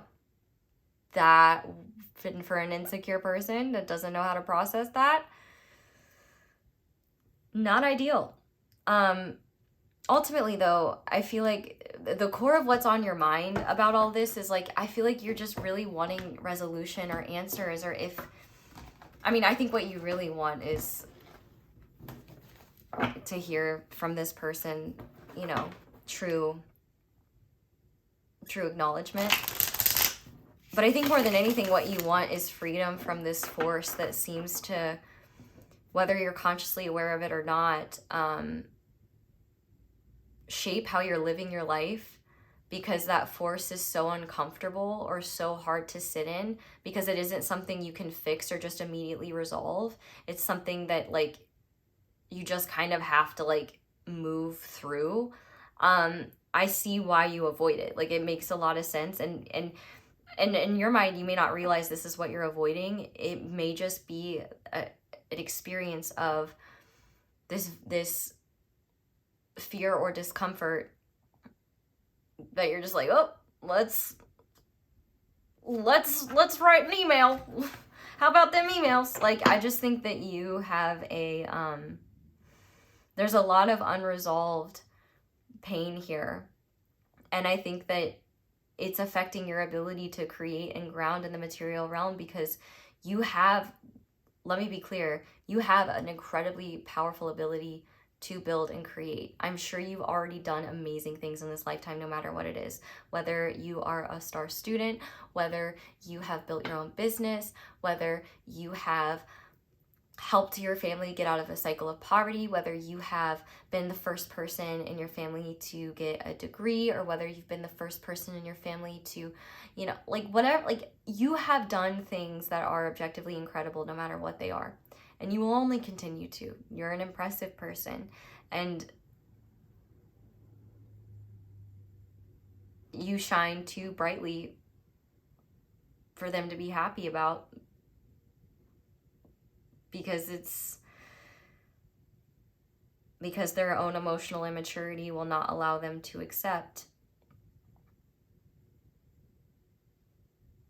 that the surface level actions of who they thought the ideal version of themselves was, or like, honestly, I think that they convinced themselves like who they thought they were. Like, they really built themselves up more than they really were, because their actions, they didn't really do a whole lot to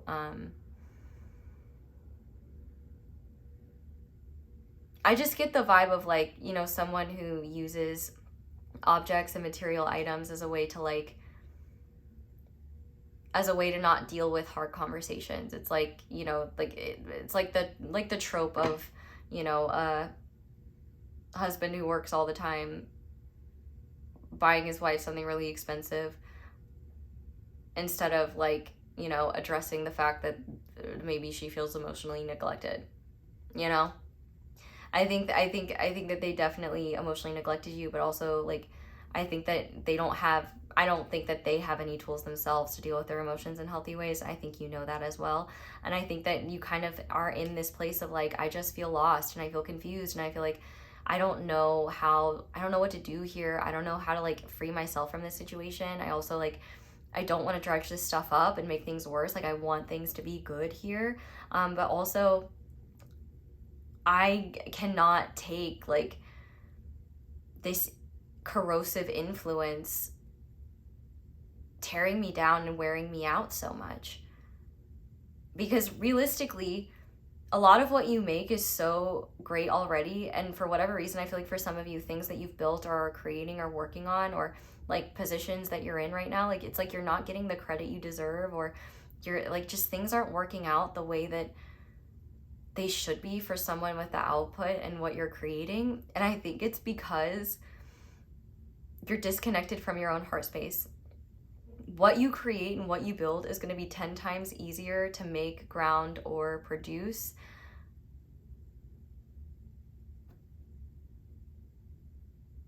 it's going to be way easier to do and way more positive in terms of response. Because right now it seems like your actions are rooted in what you think is right, what you were taught is best, what you think will be the thing that will give you the most approval. But in reality, it's the things that maybe this person wouldn't even understand or wouldn't have approval for that would not only bring you the biggest levels of success, or just give you the opportunity to not only experience success where you get to shine and be celebrated and be given that acknowledgement in ways that this person hasn't been able to, but also to realize you don't need their approval and you never did. I mean, it is kind of messed up to not get it, but ultimately,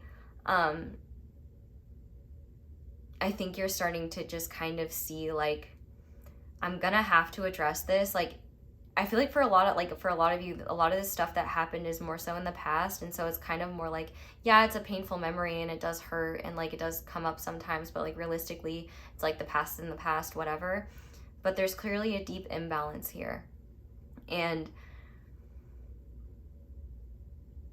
I feel like what's on your mind is just a whole lot of, I want to keep moving forward. I don't want to go back to the past, but things do need to change and I do want to ground my vision. And in order to do that, I've got to create harmony and balance. And I think if you've been thinking a lot about this person or just a lot about what needs to be done here or just reflecting a lot on that, it's part of the healing process of what needs to happen here. So, okay, I'm gonna stop yapping. There's just so much to say here. I simply cannot help myself. Thank you for being patient with me. But we're gonna see what you need to know.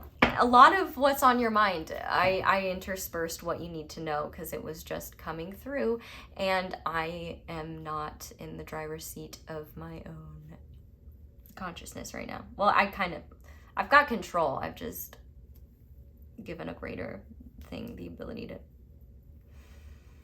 Anyway, what does group 3 need to know about this situation? This really heavy, intense situation. What does group 3 need to know about this? What's the clarity that they are ready for? Yeah, void. What else? Mystery.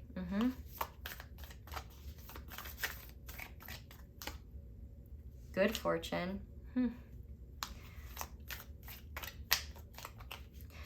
If you are a Sagittarius North Node, look into how to step into your North Node. It will be really helpful in this process. Or actually just for all of you in general, no matter what your North Node is, stepping into your North Node at this time will be really beneficial for you. Like, your North Node is what you came here to learn. So it's not going to feel natural to you. It's not going to feel instinctual to you. But it's what's best for you. And it's also what yields the most growth, the most progress, and the most rewards, because it's... Anyway. What else? What else does group? Yeah, wisdom. Spiritual guidance. And on the back of the deck we have strength.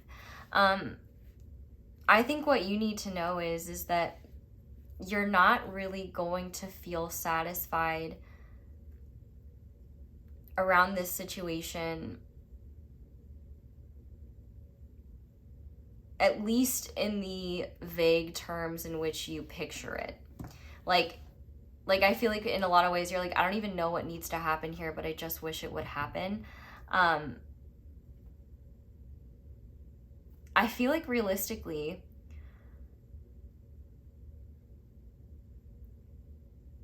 the more you choose to carry it all on your own or anything of that nature, the more it will feel challenging to accept where you're at with things. But ultimately, actually, what you need to know here has very little to do with about resolving this.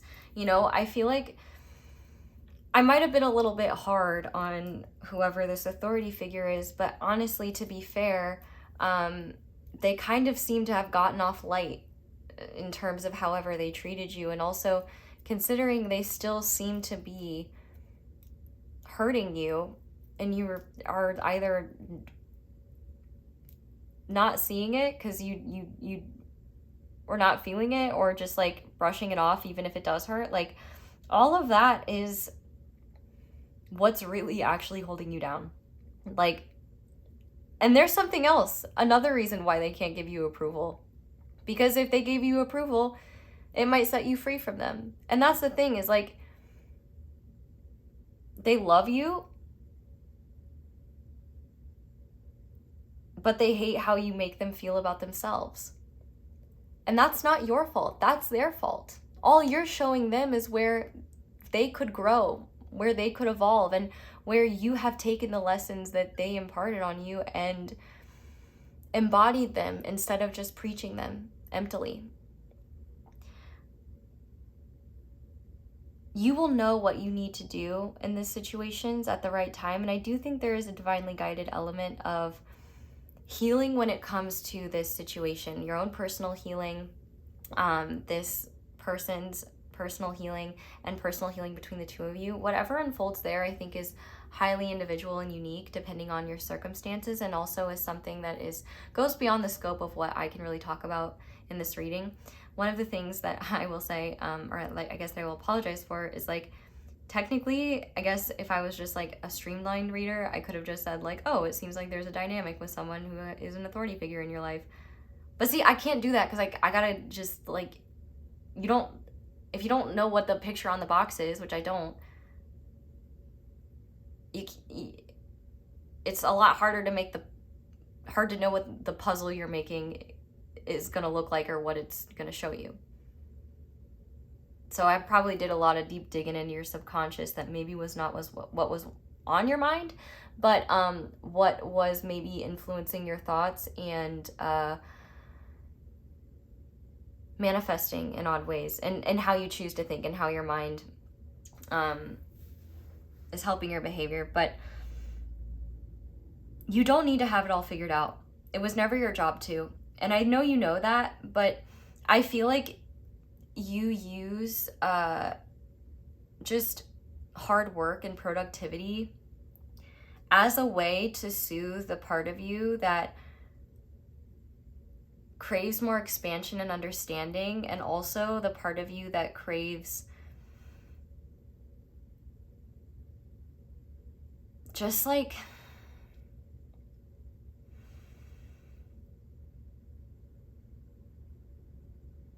a real fresh slate.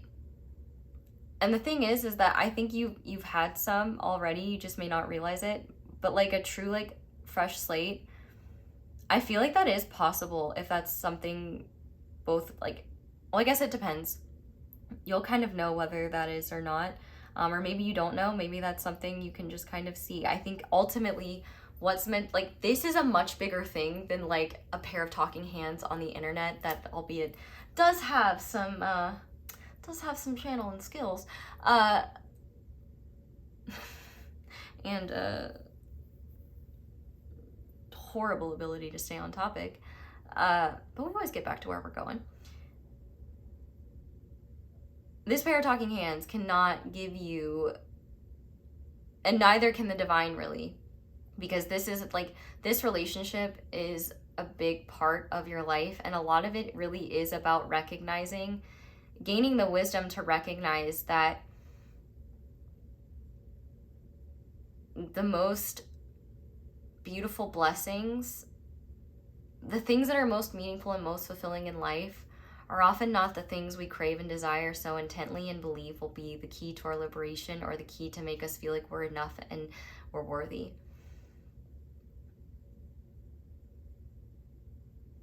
What you need to know is that you just need to keep going, because you are never doing anything wrong to begin with. If anything, really what you need to know, the clarity you can have here is that it's not your job to have clarity on this situation or fix it. Your job is to flow with it as authentically and as aligned with whatever your truth is as you can, and do what you feel is best, and give yourself the grace of knowing that you don't have to have it all figured out.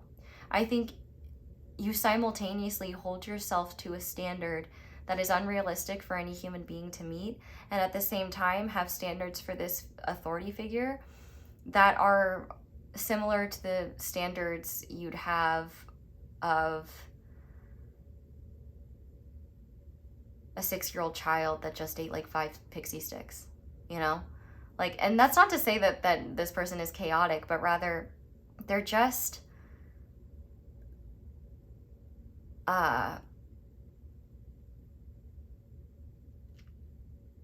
really locked into their own experience. And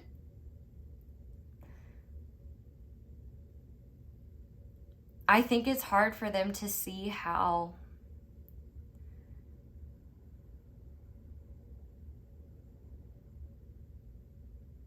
whatever unfortunate circumstances they played a role in creating in your life, or that they were responsible for, imposing upon you, those things like didn't stop you from being amazing.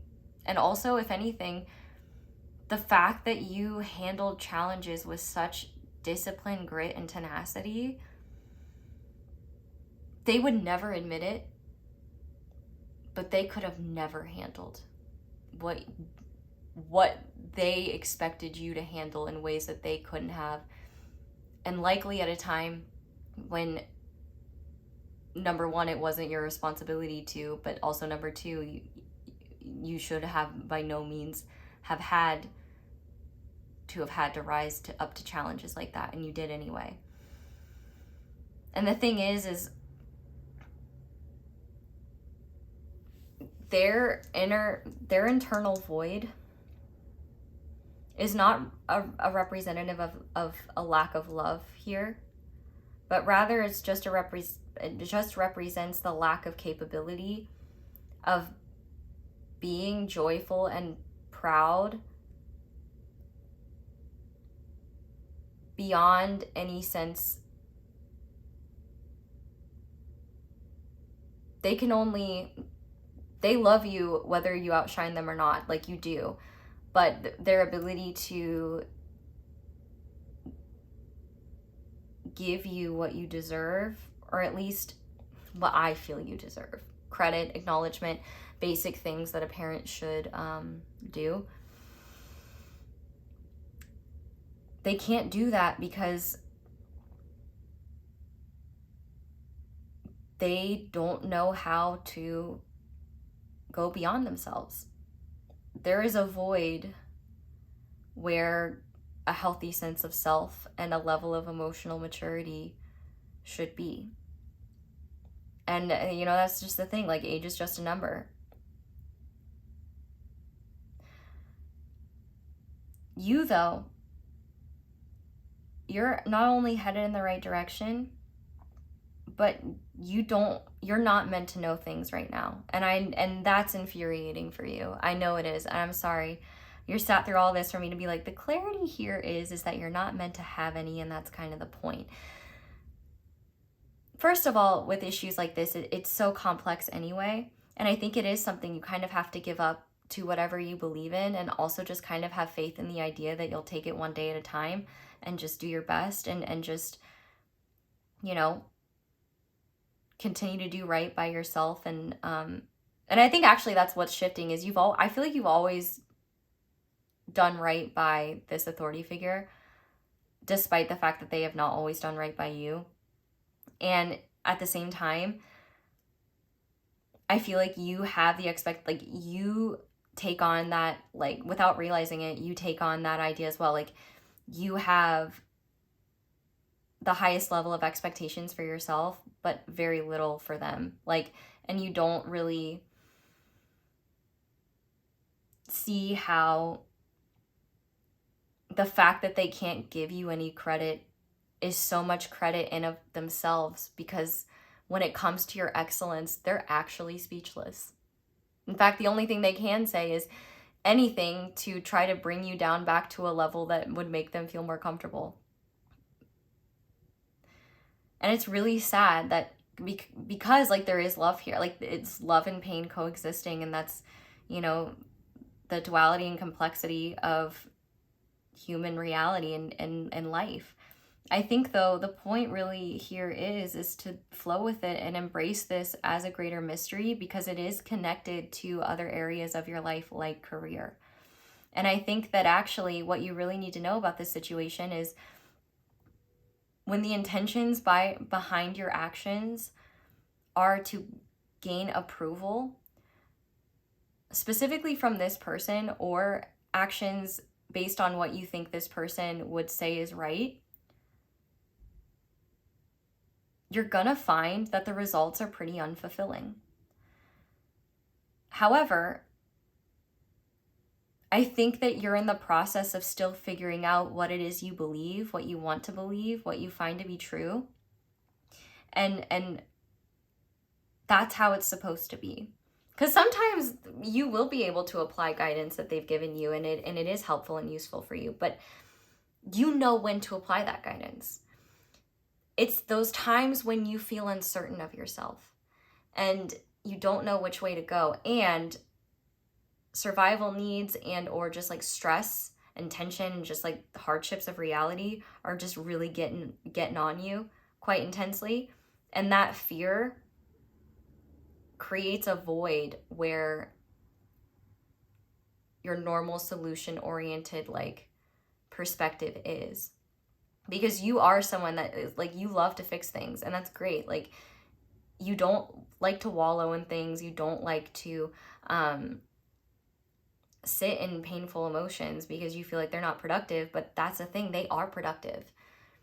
Emotions are data the same way analytical data is. The thing is that emotions are intuitive data, and instead of, you can't process them in the same way. And a lot of times the way that we process them doesn't make sense to the mind. But instead of trying to analyze it and figure out what's happening and what's going on, just being with it and being present with it, and not feeling like you need to figure it out or feel like you need to know how to stop it. Because number one, the point is likely not to stop it. The point is probably likely to let it flow. But also, that is where the clarity will come. And within you is an emotional storm that you keep at bay by putting all of this intense energy and tension into what you build. And it's satisfying and it works for you. You're a hard worker. That's wonderful. But there's no reason to work yourself to death in ways that don't make sense for you, in ways that slow you down, in ways that are unfulfilling, all for the potential of someone to finally say, I'm proud of you. They are proud of you. They just can't admit it. Like, and I'm sure they've said that to you, but like, at the same time, like, it's like, you gotta like pull it out of them. I think though, yeah, you see their goodness, which is ironic because you have a hard time seeing your own. You feel like your goodness is based in what you produce and in your actions. And that's true. You do a lot of goodness that way. But you have inherent goodness based in who you are that has nothing to do with providing or building or creating monetary value or working. And in fact, I think one thing that's important for you is to realize, like,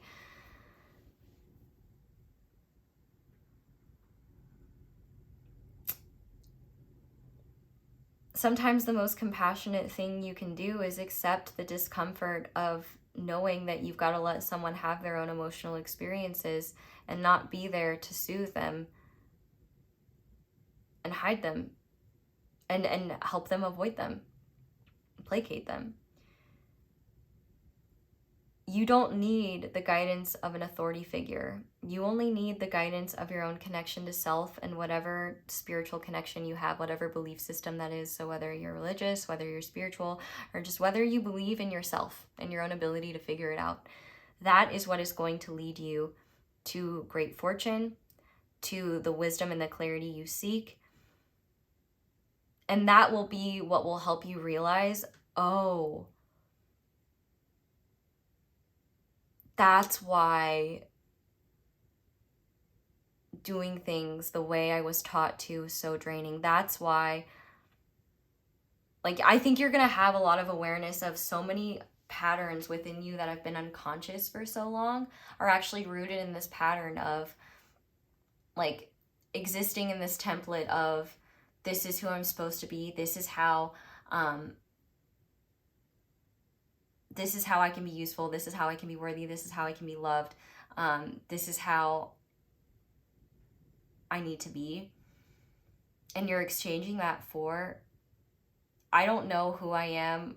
I think in a lot of ways you do know who you are, but in a lot of other ways, I think you are a stranger to a lot of internal processes within you that have been just too intense and too scary and too unknown to explore, because I, like, understandably don't think you were really given the tools to handle and process complex and intense deep emotion, because clearly an influential person here isn't capable of that. They're not even capable of acknowledging it. Doesn't mean they're a bad person. It just means they're emotionally immature, and their inability to give you what you need or what you think you need. I mean, I think everyone deserves, like, every kid deserves a parent. Not every parent deserves a kid. And this may not be a parent, but at the very least, I think that just acknowledgement and validation of your hard work is something that is important and needed. And, like, especially if this is a parent, they're like, yeah, like, a kid does need support from a parent. Like, a kid does need, like, positive reinforcement. And I think that you're doing things in a way that not only is exhausting and unsatisfying to you, that also leads to more confusion and causes your life to slow down even more in inconvenient ways. Because you are living your life in the way of approving the almighty King of Pentacles here, who isn't almighty, who really isn't very mighty at all, but their presence over you looms quite large.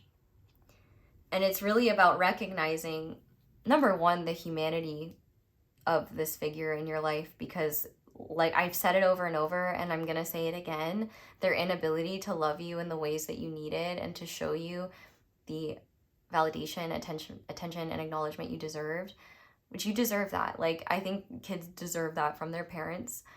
Even if you're not like a kid, though, I feel like we all deserve to have that in some way. Anywho, it's not a reflection that you're not enough yet, and that and that, you know, you have to work harder to earn their love. It's that their inability to love you in that way was not about you not being enough, or you not working hard enough, or them not being impressed, but rather it's them not being comfortable, willing, or able to get out of their own way so that they could be who you need, because they were too busy caring for their own. I think that this person is someone who has used finances and material items, and just the material world in general, as armor and also as a way to compensate for a lack of emotional maturity or depth, because they're not really capable of that. Maybe they could be, but they haven't been. But their journey and their ability to see things differently is not your job. And it's also not their approval is not a reflection of your worth. And in fact, you should actually be nervous if you get their approval, because they might be like, oh, well, that's not too high up above me. Or like, that's not that great. Like, they might like it a little bit when you're lower down on the totem pole. So if they're more complimentary towards you when you're down on your luck, or when something you're doing is less impressive than it typically is, yeah, they might be happy about that then.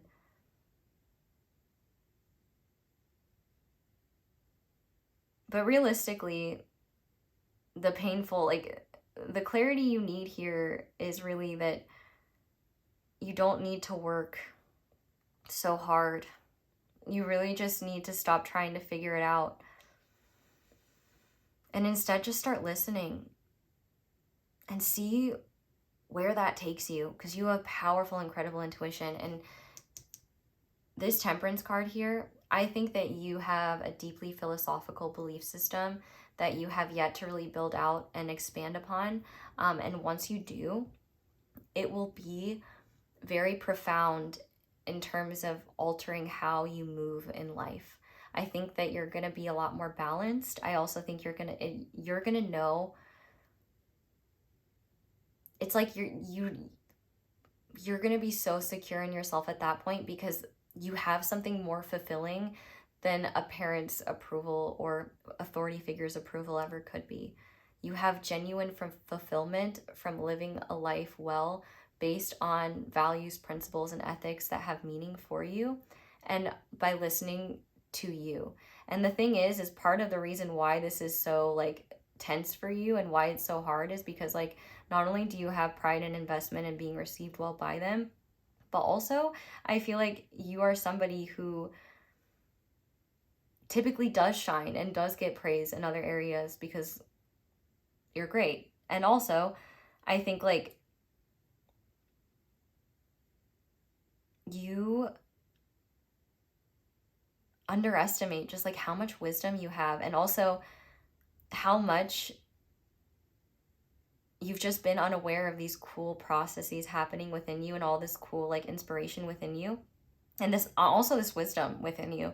All of that like is helping form this like guidance system that you're stepping into, where you're letting go of needing to figure it out or needing to feel like you're responsible for fixing it, or needing to, or you will get there if you're not letting go of it now, just needing to continue this pattern, because I think you're realizing it's kind of like, you know, insanity, doing the same thing again and again and expecting different results. It's like at some point you got to stop working hard for no reason. I mean, it's just not economical. I take it from me, you know, I'm the moron that prefers quality over quantity and gets punished by daddy YouTube all the time. But I'd rather do that because that's more fulfilling than being a content monkey. And for you, there's a much, like, life will be so much more fulfilling when you embrace the mystery of what could be, if you stop defining yourself by what you've been told you should be, by someone who can't even acknowledge who you already are and how wonderful that person is. And they do love you. They just hate themselves more. And that's an unfortunate reality about a lot of people. But I do think that you are meant to expand and evolve in a way where things that may have, like, honestly, maybe you've never seen a tarot reading before and you're like, I can't believe I've listened to this crazy pair of talking hands on the internet for however long I've been talking, probably an hour at this point, maybe more, maybe less, I don't know. All I do know is that this is a really heavy thing to carry and a really intense thing to be working through, and it's not something that's really, I think it's going to be something that is like a lifelong thing that you're learning. Like, you know, I mean, to clearly have such a significant relationship with them to begin with, it's there for a reason. You're both meant to grow and evolve together. And ultimately, you know, the truth and the clarity that you're looking for may be greater than what either of you are able to access in this lifetime. Maybe it's something you'll see upon hindsight, or maybe even see when you move on. But the clarity here is to realize your job is to not be trying to figure it out or fix things or make things seem okay, but rather embrace that they're not, embrace that things aren't working, and embrace mystery and let the universe work for you. When you co-create with the universe, it lets magical things happen. And the thing is you don't have to think about it. It's instinctual, it's intuitive, you know what to do.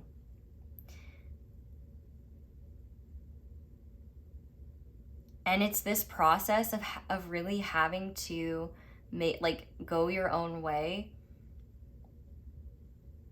and having to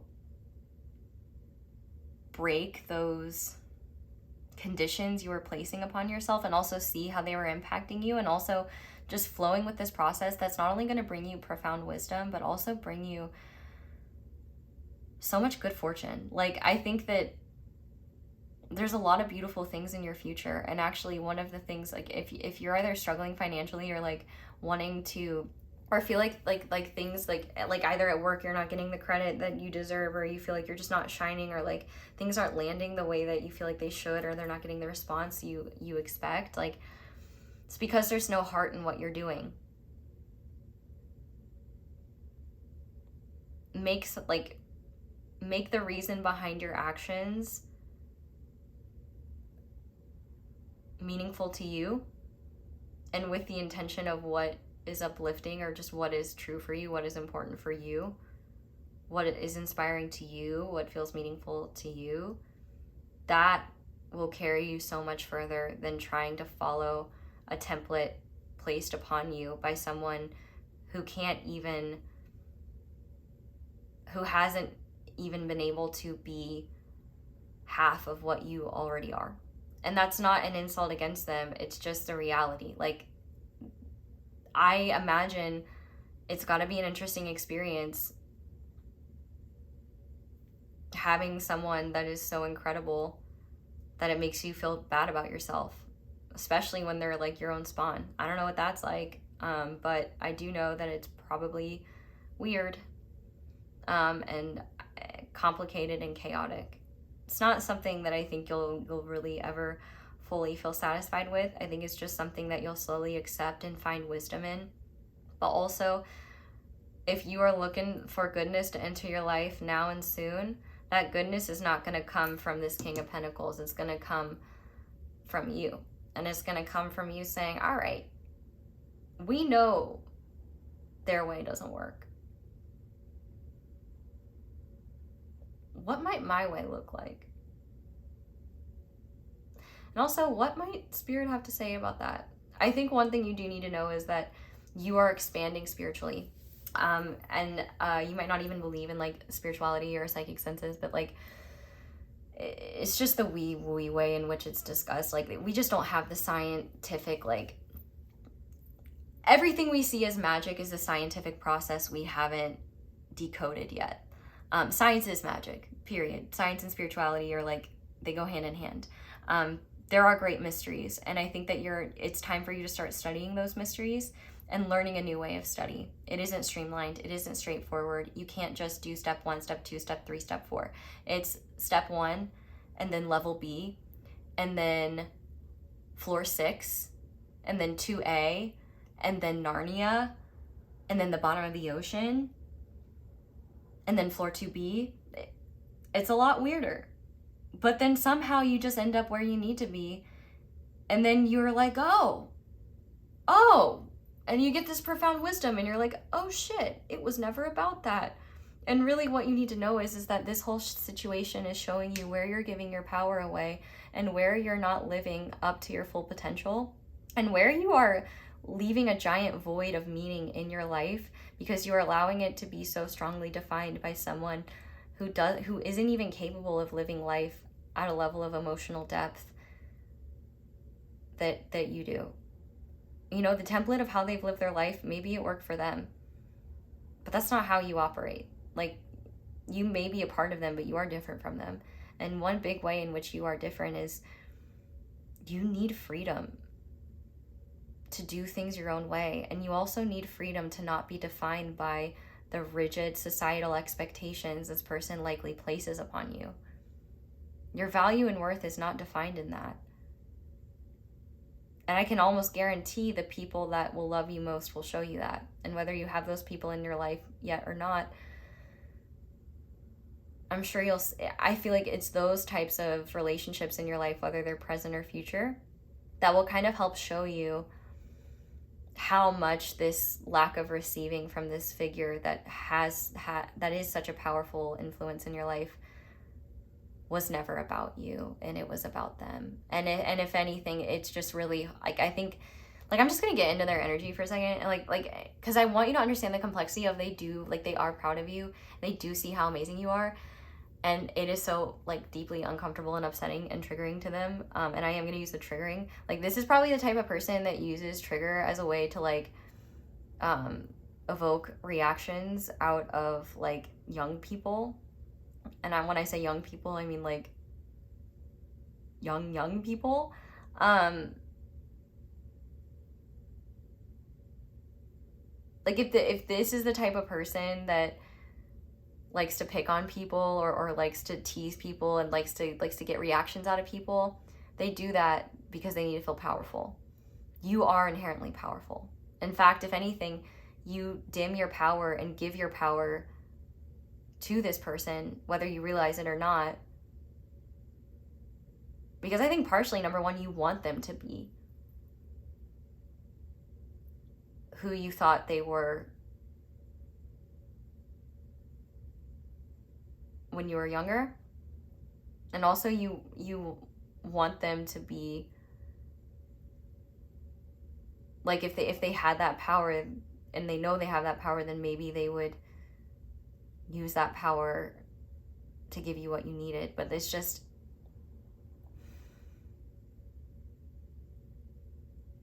they are your biggest blessing and curse in this lifetime, in the sense that they can give you some powerful experiences and like deep, profound lessons in love, and like obviously also like positive memories, good experiences, but also definitely some of the hardest and most challenging things I think have come from things this person has done, or things that have happened as a result of things that this person has done, whether to you directly or indirectly. And also just the ways in which they didn't do anything when they should have done something.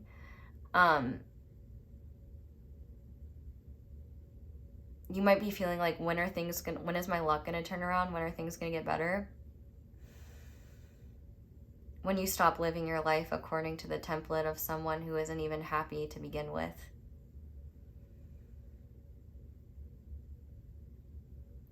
And this is another important reason why it's valuable and necessary to go beyond the confines of assessing your value from a material perspective, from a productivity perspective, from an action perspective, because there's so much more than what we see, than what's physically in front of us. And when it comes to you, the clarity, the wisdom, the knowingness, the inspiration, the flow, the forward momentum, and the ability to escape the void of these circumstances, and the void of it like if you felt like you've been stuck in just patterns of behavior you want to get out of, but you don't know how to stop, and you feel like it's like your job to fix. The thing that you have to fix is who you get your directions from and who you look to lead you.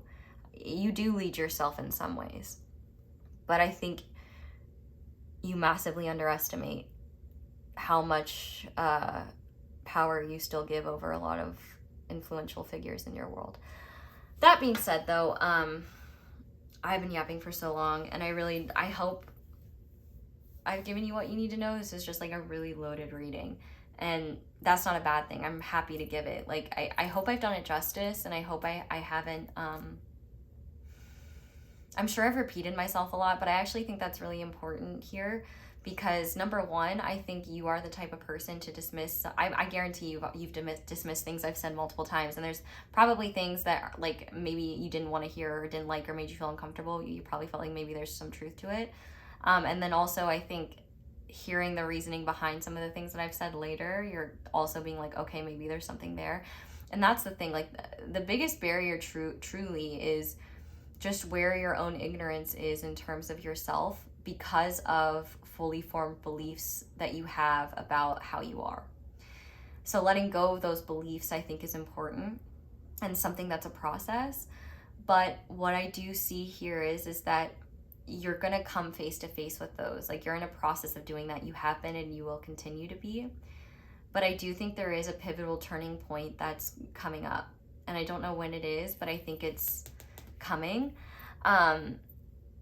Maybe by Aries season, whenever the next Aries season is, or maybe it's a process lasting until Aries season, which is like end of April to, end of March to mid to late April. Doesn't have to be though. But essentially, you are gearing up to shed a lot of emotional pain. And even though it might not feel resolved or fully closed, I think there will be a level of acceptance and recognizing this is not going to soothe the void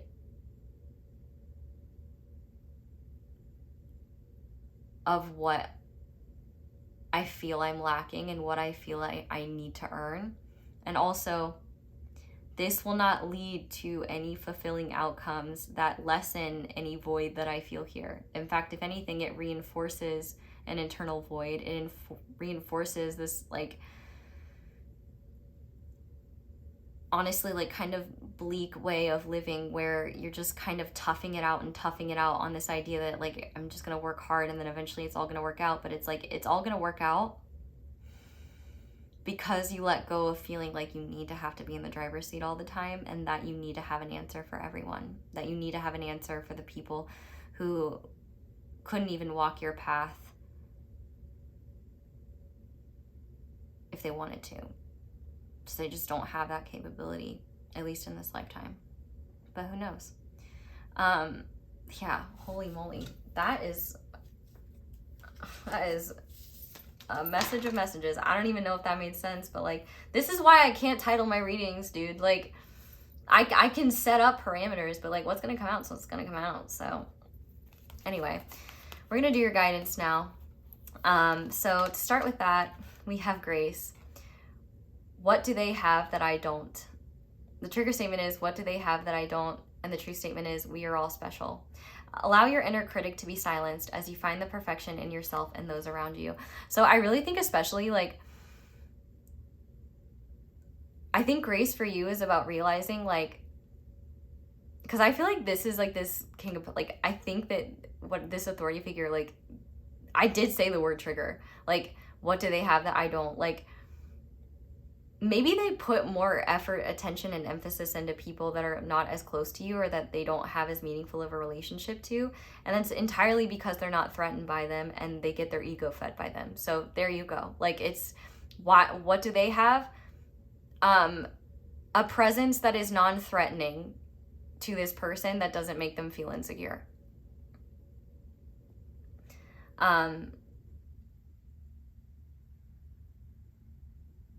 But also just recognizing, like,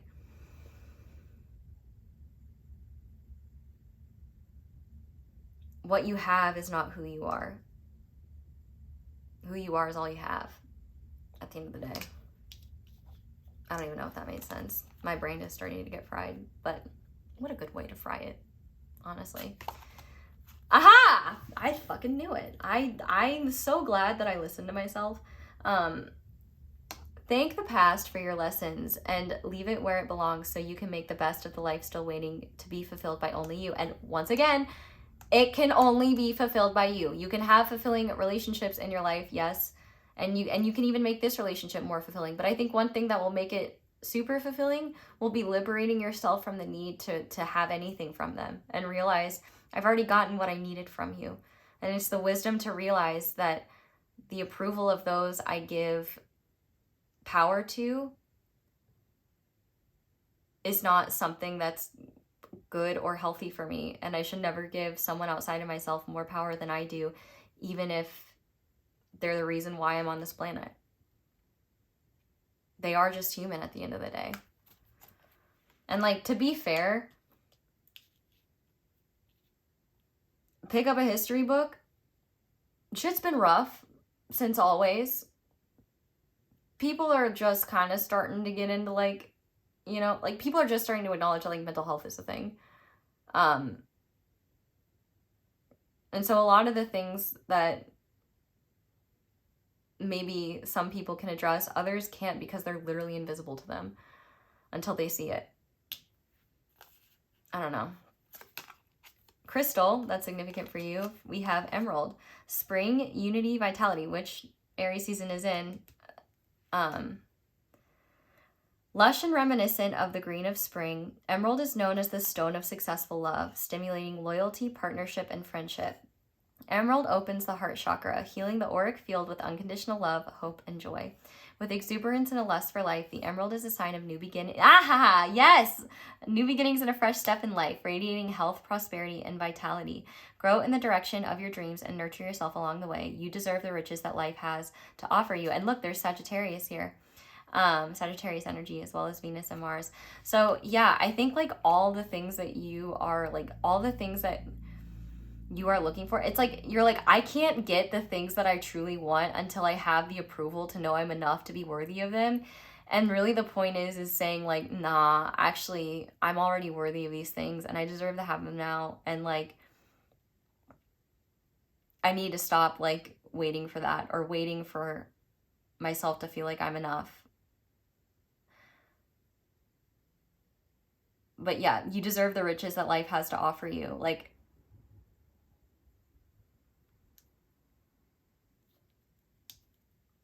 anyway, we have cannabis.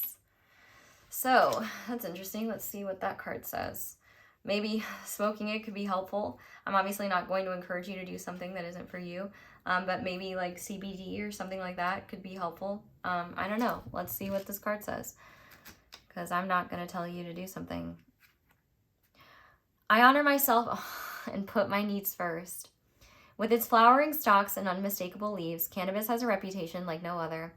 It also requires precise growing conditions and knows a thing or two about the true meaning of patience and taking it day by day, which actually is exactly what this big kahuna of a life lesson is all about. Patience and taking it day by day, because it's so much more about you than it is about them, but it's also about them, as much about them as it is about you, because of the love, you know? The universe recognizes how hard you are working right now, and I did too, so I'm glad I was on point with that. But is urging you to take a moment for yourself to relax and connect with your highest self. It's a great moment to ask yourself, am I on my highest path? Cannabis draws your attention to the magnificence of pure awareness and presence, so you can see and feel what's really your truth. Slow down and enjoy a moment of peace. Sip from the well of spirit and replenish your soul. Take care of yourself holistically so that you can thrive. So yeah, this is really about, because I also think as well, in being a parentified child, or just being someone who took on a lot of responsibility that they shouldn't have had to, you don't know how to receive, and you also don't know how to just put yourself first without feeling selfish. And that is not selfish. That is necessary for like healthy living and general wellness. You do need to put your needs, like you cannot neglect your needs, and you cannot be a martyr for others, especially people who are definitely grown enough to handle themselves. But finally, we have a chant. Oh my gosh, and it's so fitting for you. It's Lila Hum, and it says, I am the playfulness of creation. And I think those are the two things you really do need, playfulness and creativity. Like that, like the things that you build and create that are enjoyable and that are like, that are fun and easy and that happen really fast, like those are the things that you're gonna find like are wildly successful. And it might actually piss you off, because you're gonna be like, I like worked on, I literally, like, just to confirm that, I literally saw a video the other day of SZA, I think, talking about how, like, it's all, like, she will work so hard on, like, these certain songs, and then she'll just want a random beat as, like, a palette cleanser, and then those random beats are always the ones that are, like, the most popular and everyone loves, and that took, like, you know, an hour versus things that take months. Funny stuff. Okay. Bring out the inner child, the lightheartedness of youth back into life. Enliven the inner spark of creation and playfulness to express fully. Lila is the playfulness of life at the base of all creation. It instructs us that life isn't compelled by responsibility, laws, and determinism. Life springs from play, light, freedom, and joy. Lila Hum unites our consciousness with this energy. This mantra celebrates the playfulness, freedom, and joy inherent in life. True wisdom is always lighthearted and playful. Christian scripture states, except ye be converted and become as little children, ye shall not enter into the kingdom of heaven. Christ knew the virtuous qualities of a child, and at the core of these virtues is imagination, playfulness, creativity, and innocent faith in life. Greet each day with love and gratitude, and allow the innocence and playfulness and beauty within to shine bright and give space for your inner child to come out and play. So what you really need to do is just start giving yourself what you needed, because you're far more of an authority figure and one that has earned the right to give that validation than I think the authority figure you're seeking that validation from. No matter how much good and positive they've done in your life, like, that does not mean you should ignore or erase experiences in your life that have been hard for you. You know, you can both honor the humanity and imperfectness of someone that you love, whilst also honoring the pain that their humanity might have, and pain and responsibility that their humanity might have placed in your world. But ultimately, your inner child needs you to be on board and start listening to it again, because you have this profoundly creative, wild spirit that, mixed with this discipline and determined drive, oh my God. I picked this deck, and it's literally called the Roots and Wings deck. Yeah, you literally need to hold yourself and start paying attention to the parts of you that feel so neglected, because that is how to soothe and nourish, or at least begin the process of soothing and nourishing that part of you. I have an inner child reading that I did a really long time ago. You can check it out if you want. You just have to search it. It's definitely been a minute. 2023 or 2024. But this is really all about coming into your own wholeness in a new way, and in a way that allows for you to discover so much about yourself and so much about life, and see truths and get clear on things that you never could have if you continued staying the course of a life that was honestly too small for your path anyway, and also unnecessarily taxing for someone who is so naturally brilliant and is so capable of truly anything. It really just comes down to, what do you want to do? Fortune shines down on you no matter what. It's where do you want to shine and how? And learning to get comfortable with the fact that not everyone will be able to celebrate that. Even people that love you, which is super hard. But at the very least, you're not alone. And I know that there are people in your life that do love you. And maybe that's why it's hard, is because, like, you know that they love you, and like other people that love you have no problem doing that. So like, I get it. But one thing that I also need to do for myself in order to be loving is wrap this up and get some food, because I'm hungry. So group 3, that is where I'm going to leave this reading. Thank you for sticking with me. I apologize if it was unclear or too much or too yappy. But at the same time, like, this is the best I could do. So thanks for giving me grace.